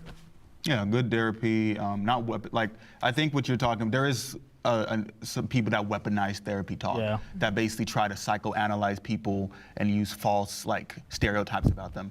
But good, honest therapy, I feel like men, women, everybody could benefit from that. And I feel like as men's right advocates, you guys should be striving for men, you know, taking their mental health more serious. Therapy is almost like the sort of secular church, in the sense of like, you know, if there is like a problem between couples, it's like, okay, go talk to your pastor or something. And then with therapy nowadays, it's like, oh, my bad, thought I heard something. It's like, well, okay, go talk to the therapist. Let's go to couples therapy or something like that. And that took the place. But I think sometimes people use it as a crutch, as like, oh, well, you know, like, oh, the therapist is going to solve everything. And it's like, I don't know, the therapist might help you see some things, but then I think it takes you putting it into practical life experience that's going to help you change things. You know what I mean? Men are more interested in things. Women are more interested in people. Yeah, I've heard that before. I think I heard that from like Jordan Peterson back then. And like, men are going to be more interested in doing things. That's why, like, I don't know, going out on a hunting trip or something, father and son might do a lot more than sending the boy to therapy. You know, I don't know. I mean, it could just work that way, or like being with the mentor in that way, or Boy Scouts going out and doing things might help ground a boy more than it would, you know, for women. Has it benefited you if you? No, I used to take therapy back in high school due to like, you know, uncertainty about the future and my academics and stuff like that. And it did me good. And I feel like a lot of people just need someone to talk to. And therapists is, you know, that's what they're made for, you know? Well, I will say personally, I do think therapy is important, but I do have a problem with how it's seen as like the end-all be-all solution to men. Like, to me, America is such an isolationist country that even our forms of healing are isolationist. Like, go out somewhere, come back healed. Yeah. The solution is always therapy and pills. It's never community or compassion. Right. And I think that should be, like, to me, everybody I know, I've done therapy personally. I've been in it for a couple of years. Yeah. It's fine. But what really has helped me is just finding community, finding other friends, talking to people. That could be therapy in itself. No, it is. Yeah. It's just. But there's a definition of therapy that I think is wrong. And that's why I was hesitating, because community. Explain what you mean. For men especially, and again, I can't talk for women, I'm not a woman, but for men especially, we lack the interaction with other men without having women involved. Yes, that's true. And this is why I love martial art. This is absolutely why it has made me the man that I am today, because I got to bleed, to literally physically hurt somebody else, but it was always in a controlled manner. I am a violent man by nature, but I meditate every day.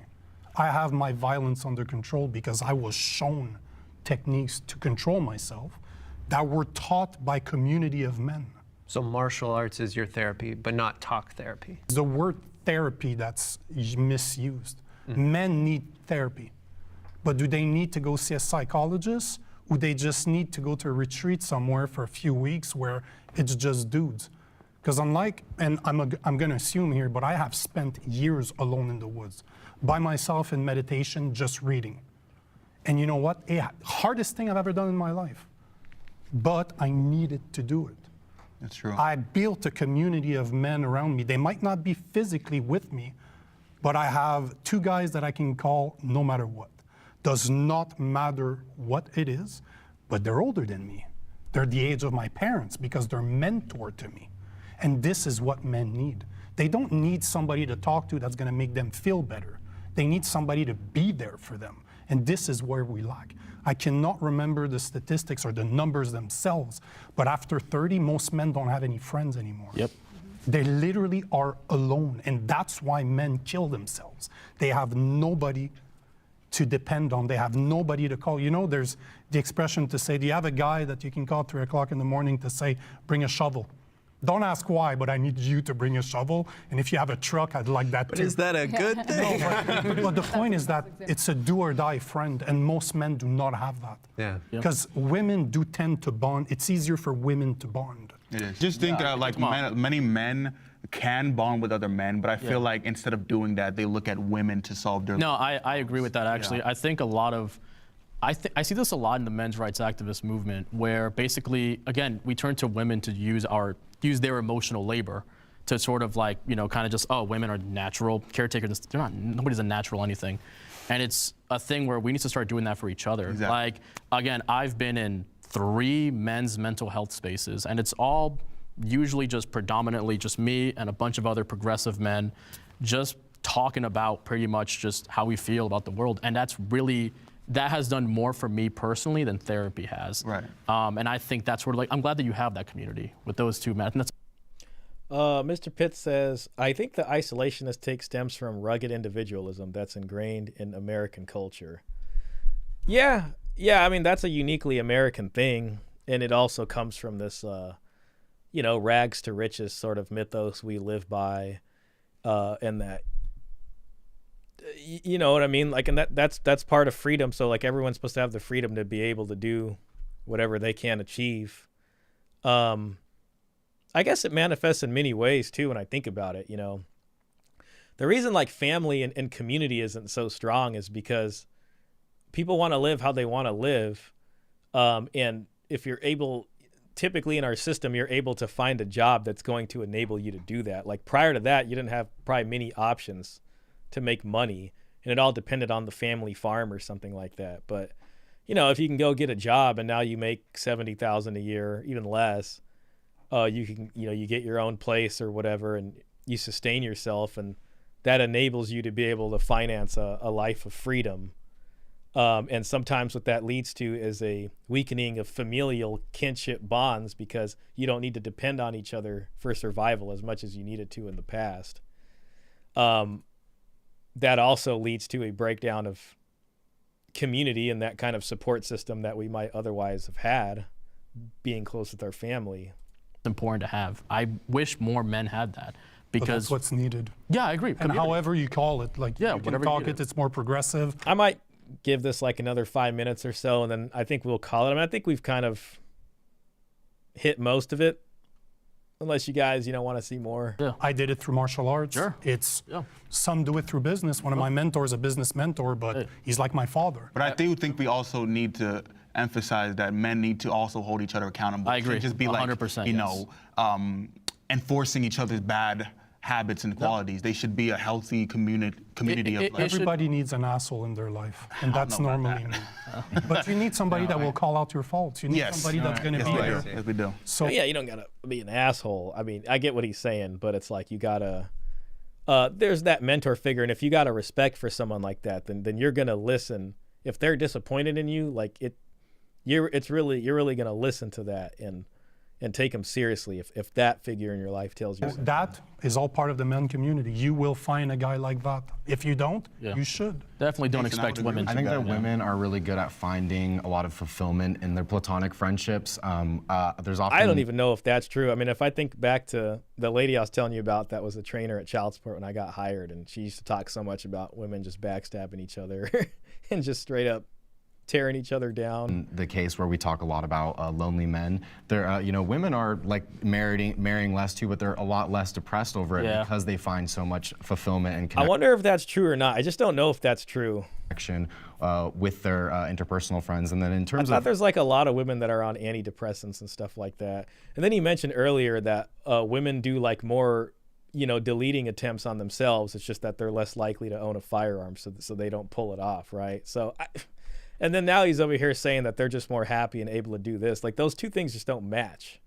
therapy, I work with therapists for like my day-to-day job, and there's definitely like bad therapists out there, but as an aggregate, therapy is clinically proven to be, generally more beneficial than not, and it is also proven that men statistically are less likely to seek out therapy. And so, I think that It's your whole definition of therapy that matters too.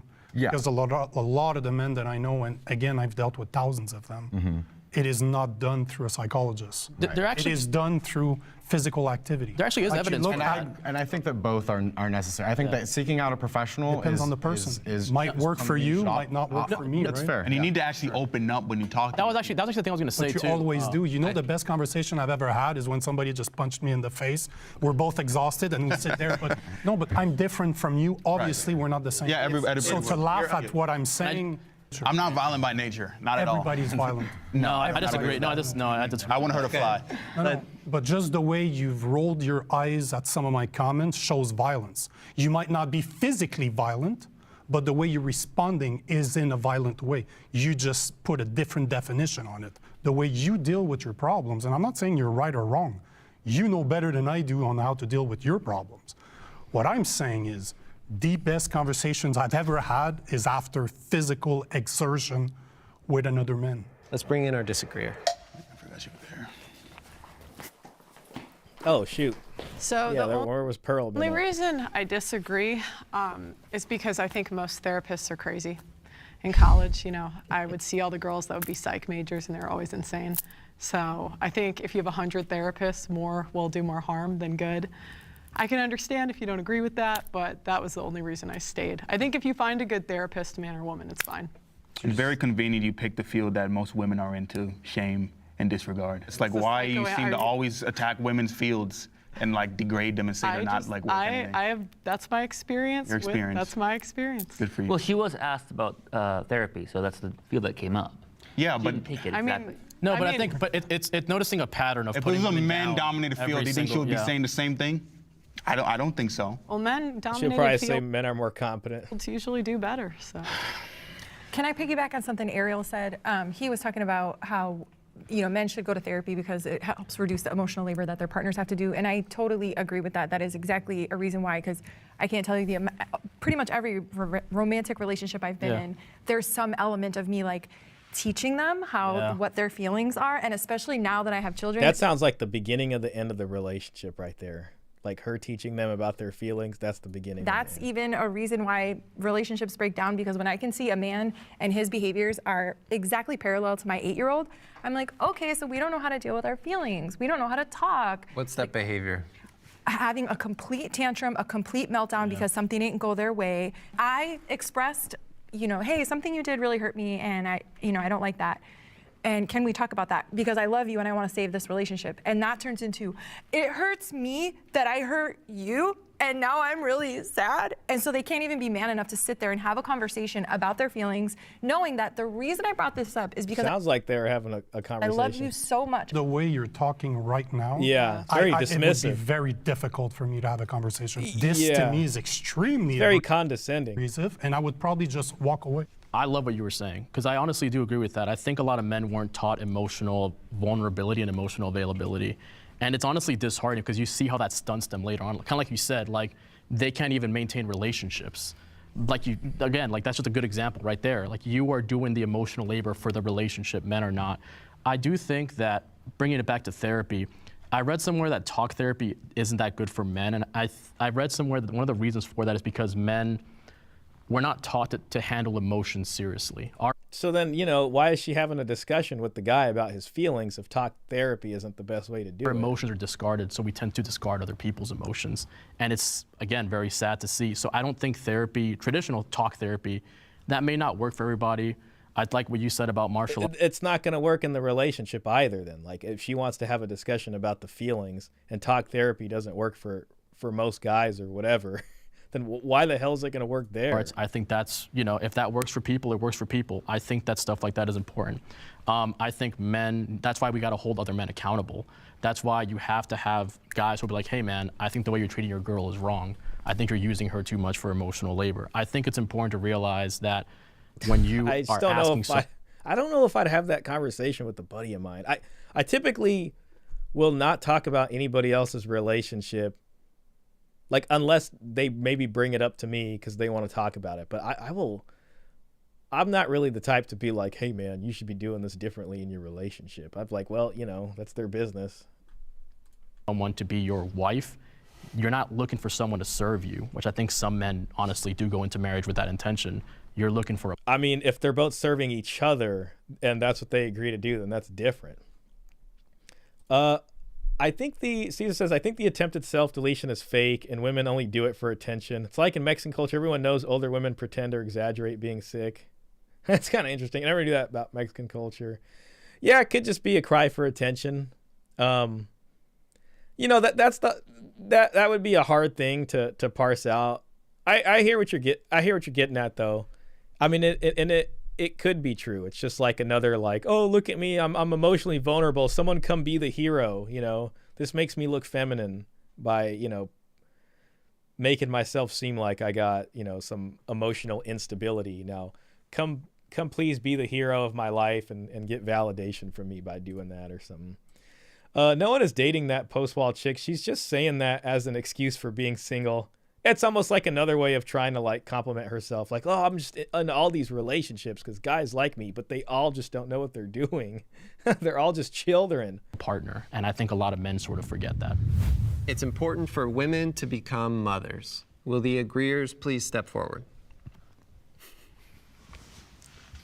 Interesting. Well, the opposite of that would be like, it's important for men to become fathers.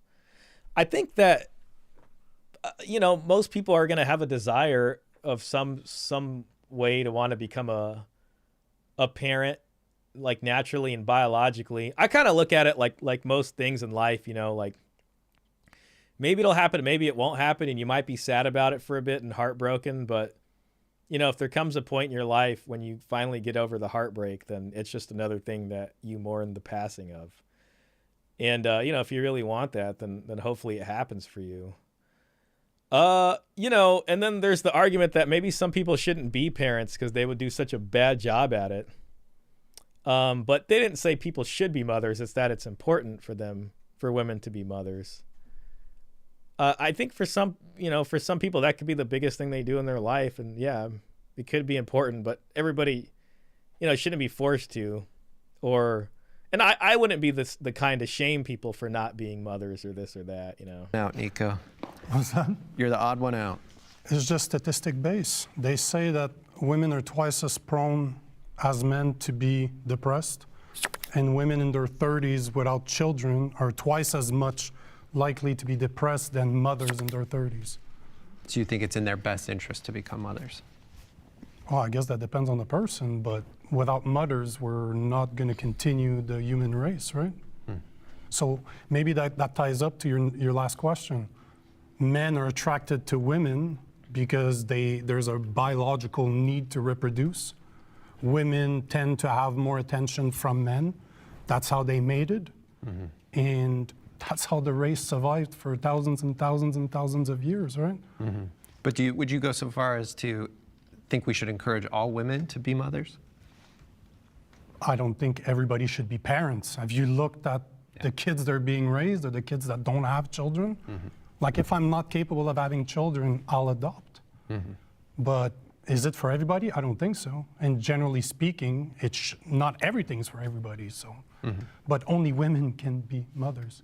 So it's very hard for me to say that they shouldn't be encouraged to be mothers. Got it. All right, let's bring in all of our disagreeers. Motherhood is such a huge undertaking, and I feel like there's not enough education for girls, young girls and women, of all the physical side effects that can happen to you, like down to the smallest thing, like hair loss, your teeth, like all the calcium, everything goes to the baby. Everything goes to the baby. The thing that really upsets me about like motherhood and putting this pressure on women to become mothers is like women who struggle with infertility. When you tell women that like your whole purpose in life is to be a nurturer, a mother, to take care of children, that leaves out such a section of women that had, whether it's they just naturally couldn't have babies or, you know, they had some sort of cancer, they lost an ovary, they lost something. And now these women are gonna be stuck with no identity, just like lost in the world because your whole purpose is to be a mother. And then it's wild because when you become a mother, it is not at all what it seems like. You know, it's not all Pinterest and cutesy what it seems like. It's super overwhelming. There's a ton of hormones that run through your body, postpartum depression, all the things that happen to you. And to put that pressure on women just because we're the only ones that can have babies. Would you consider being a mother one of your greatest achievements? Like, is that what brought you the most joy? Because that's difficult, and I'm not going to argue with you that it's difficult. I'll never know, right? Man, see, that's a good follow-up question because she's like, it's so hard to do this and it's so hard. But when you do difficult things, oftentimes you feel a greater sense of accomplishment from it. We can agree to that. But wouldn't you say that it's one of the experiences that brought you the most joy, the most purpose, the most fulfilling is the word I would use? Meaning? I would say that has to be balanced with it's also the hardest, scariest, most terrifying thing I've ever done. So I mean, that in itself can make it the most meaningful thing you've ever done. I mean, when it is the hardest, most scariest thing. It doesn't bring me the same amount of joy because for as much joy as it brings me terror and fear. I have 3 little girls. One of them is disabled.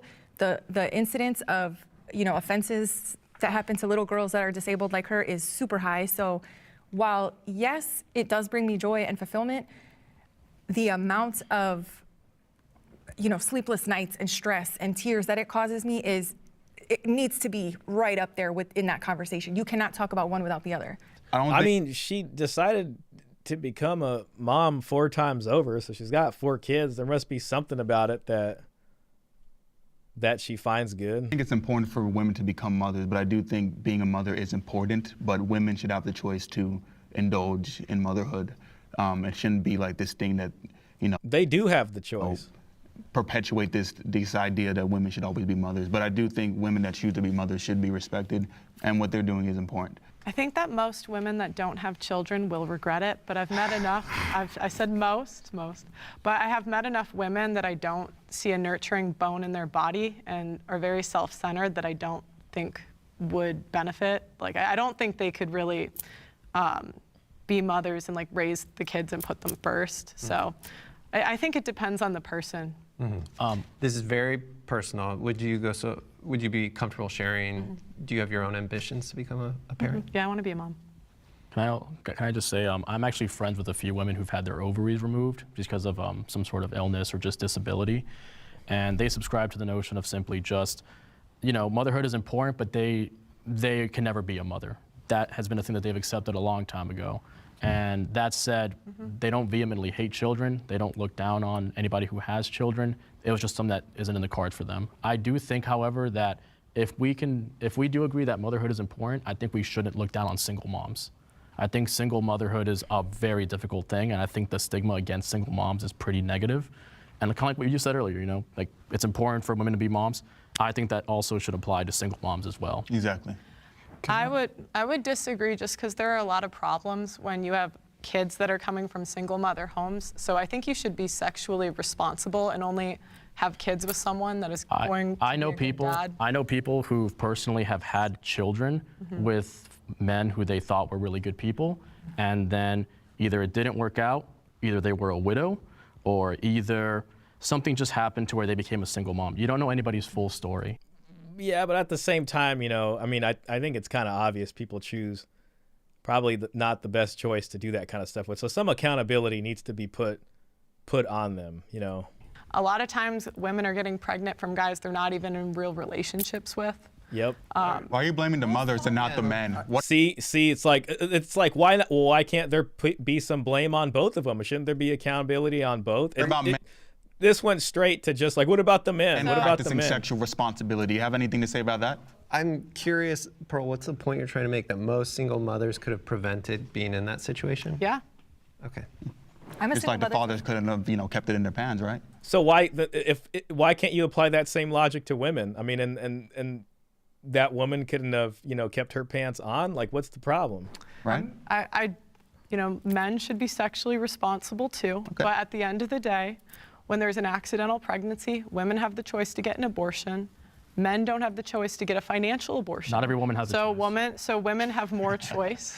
Okay, what is stopping a woman from getting an abortion Laws. in the U.S.? Laws. Plenty of laws. wait. Plenty of laws. Wait. Okay, so you rent a car, go to another state. That's illegal. That's becoming illegal too. That's also illegal as well. I don't think it's, if 1 out of 3 women have had an abortion in the United States, I don't think by the time they're 40. Nearly 1 in 4 women in the United States will have an abortion by age 45, according to a new analysis by Guttmacher Institute researchers. Rachel Jones and Jenna German just published in the, wow. 5, I don't. Yo, Caesar, my good sir, thank you. Big shout out to you, man. Big shout out. All these people always seem to have some friend that's the exception. Yeah, that's what they're doing. It's like, well, what about this? And it's anything to escape any kind of accountability. Like, I don't think you should sit there and torture these people for making a bad decision, but at the same time, it's like to sit there and be like, you're a complete victim, 100%. And then when it's the guy, you know what I mean? Like, they're just going to be like, well, you should have chose better. Like, oh, you got divorced and screwed over. Well, you should have chose better. So it's like, with men, it's like, oh, you shouldn't sleep with them. I mean, yeah, you don't have a choice. And, if she gets an abortion or not, whatever, then don't sleep with them. That's the logic, right? But why can't that same logic be applied to the women, right? I mean, they have agency and they should be held to the same level of account. Thank you again for the donation, Caesar. I don't think it's that difficult to get one. Well, But it's also illegal, though. It's Roe also v. Wade against was the law. just overturned in what, like 2022? And there were more It's been a couple years. But And there were more abortions the year after Roe versus Wade than before. So But it's not really, by your own- it's But not really it takes a stopping few anyone. years for a lot of the What? trigger laws, like What? states like Arizona and Texas, to actually kick in. I- So a lot of those didn't even kick in until like spring, summer. Anything to avoid the accountability. Okay, even if those trigger laws are going in a year or two after or whatever, in this time period where most of this single motherhood is happening since Roe v. Wade all the way up until it was overturned, why weren't women held to account, then, right? Now it's just like, well, what about now? You know what I mean? Well, what about now? It's harder now than it was. What about that? You know what I mean? And then there's a lot of other steps leading up to that. You know what I mean? There's birth control. There's the morning after pill. You know what I mean? There's other egg stops to get off the train. So But what I'm advocating for is, as a woman, you have a ton of choice. There's Plan B. There's like 20 There forms you of go, birth Pearl. control. You can require the guys that you're sleeping with to put on a condom. You can get an abortion. Like, there's so many choices that if you are in the situation where you are a single mother, you didn't make one bad choice, you made like 10 bad choices. But you're not pro-choice, though. You think abortion is murder. I'm curious, do you think abortion should be accessible? So Mr. Pitt says, Pearl backed herself to a corner when she asked about abortion. She should have asked, what's stopping a woman from using one of the 12 methods of birth control?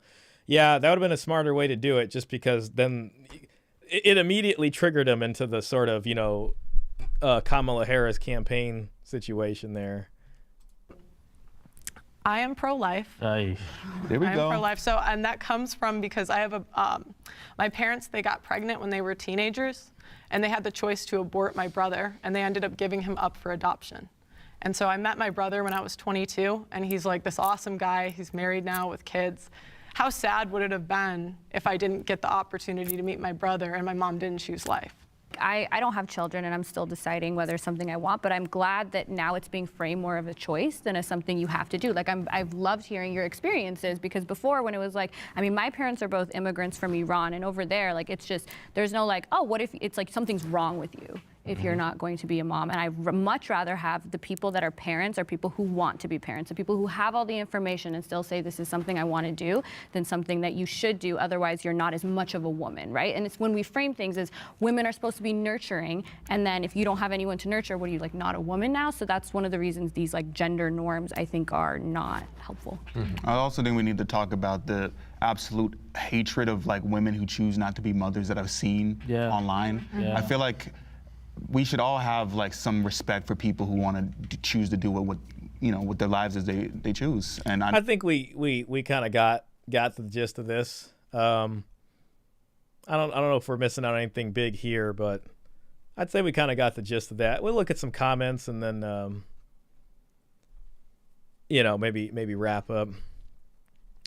And I know I looked at some of these last time, but I think looking at them in sort of after this is now that we've watched it together, we'll make it a little bit different.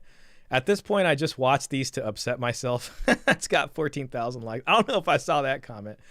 An idea for middle ground: Jubilee employees versus Jubilee. Okay, whatever.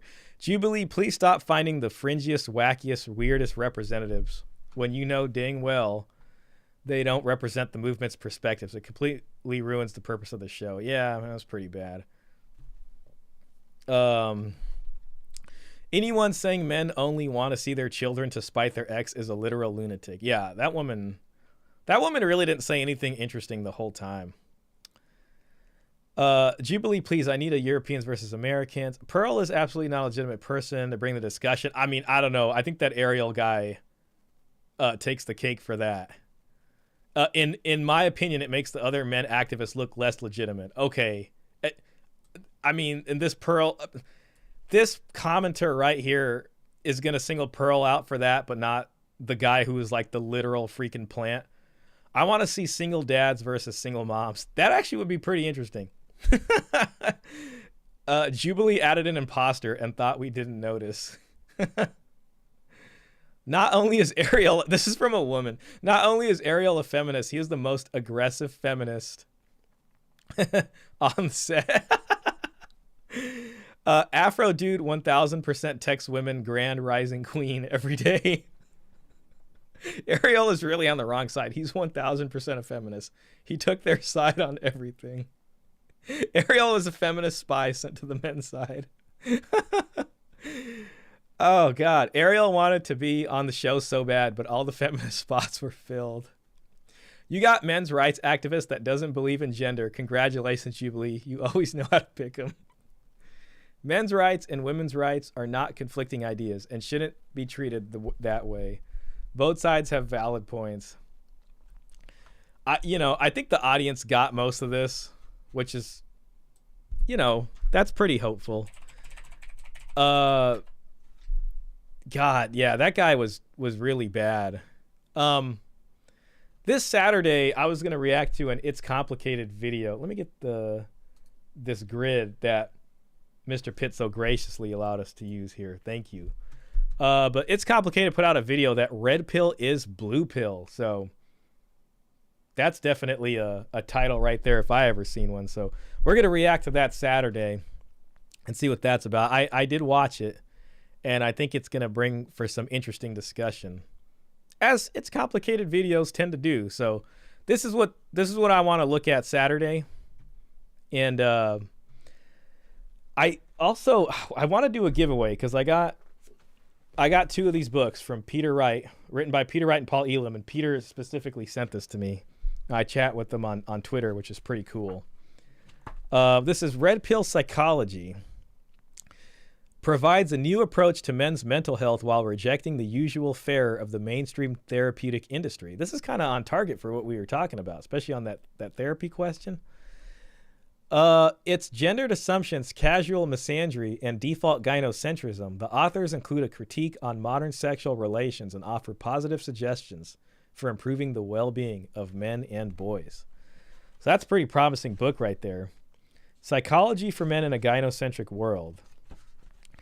And this looks pretty good. I mean, the usual Psychology for Men, that's 4 chapters. A new Psychology for Men, 6 chapters. Pathology, relationships, and archetypal musings. That sounds really interesting. Traditional Masculinity in the Zeta Male, written by Paul Elam. Zeta male is something you don't hear about much, but I think it was a term back in like the early MGTOW days. And I really want to learn more about that. So I'll definitely be reading this book. Very grateful to Peter for sending this over. Mr. Pitts says, looking forward to Saturday. Glad you reacted to the Jubilee vid. This stream was definitely a W. Thank you, man. And you made that happen. I did not know what I was going to do about this stream. I can't believe that worked. I mean, I'm very grateful that it worked, but that's amazing. I wish they would, let people react to the stuff. So honestly, man, big shout out to you again. I feel like I got to give you like, a more special sound effect. Something royal, right there. Cause, that was legit. I had fun reacting to that. I mean, it's an interesting video. I mean, they could have did a lot better of a job. Ariel was kind of interesting, like sometimes, like if I was going to be charitable to him, but for the most part, he's not a men's rights guy. So I think that kind of defeats the purpose of it. He's definitely more like a male feminist. And if he's going to use words like smash the patriarchy and all these kinds of things, it's just not going to work. So, kind of a missed opportunity there. I wonder who I would have replaced him with in order to be kind of on that side, That Thomas guy was really good, though. That guy really knew what he was talking about. So, but yeah, man, appreciate that. I was going to look at some election stuff, but, whatever. As far as like Trump goes, I mean, I can, feel the hype and everything like that. And I think that, hey, good. I'm glad people are happy that he won or whatever. It's been pretty funny seeing a lot of the people on the other side just straight screaming. But, I think it's yet to be seen what he's going to do. And I want to be positive about it. I hope he has some positive impact. Even when it comes to like men's issues and stuff, we'll see. I mean, I don't think he's talked about that kind of stuff much, but we'll see what he ends up doing, and if it's just more of the same and nothing really happens, then, that'll be that. And we'll be back to where we are.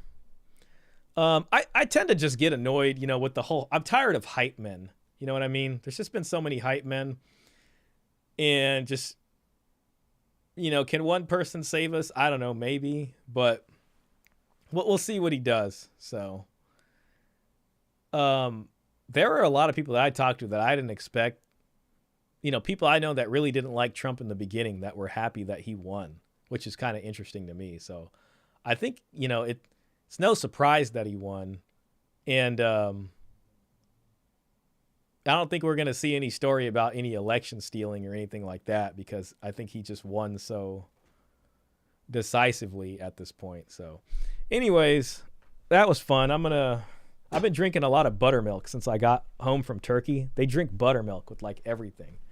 And I've been addicted to this stuff. So I'll drink like 2 or 3 cups of buttermilk a day. And man, I'm going to have me a big glass of that right now before I go to sleep. So I'll see you guys Saturday. We're going to react to It's Complicated. Red Pill is Blue Pill. Definitely looks like there's going to be some controversy in that video. And it should be a fun one. I will catch you guys on the next stream. And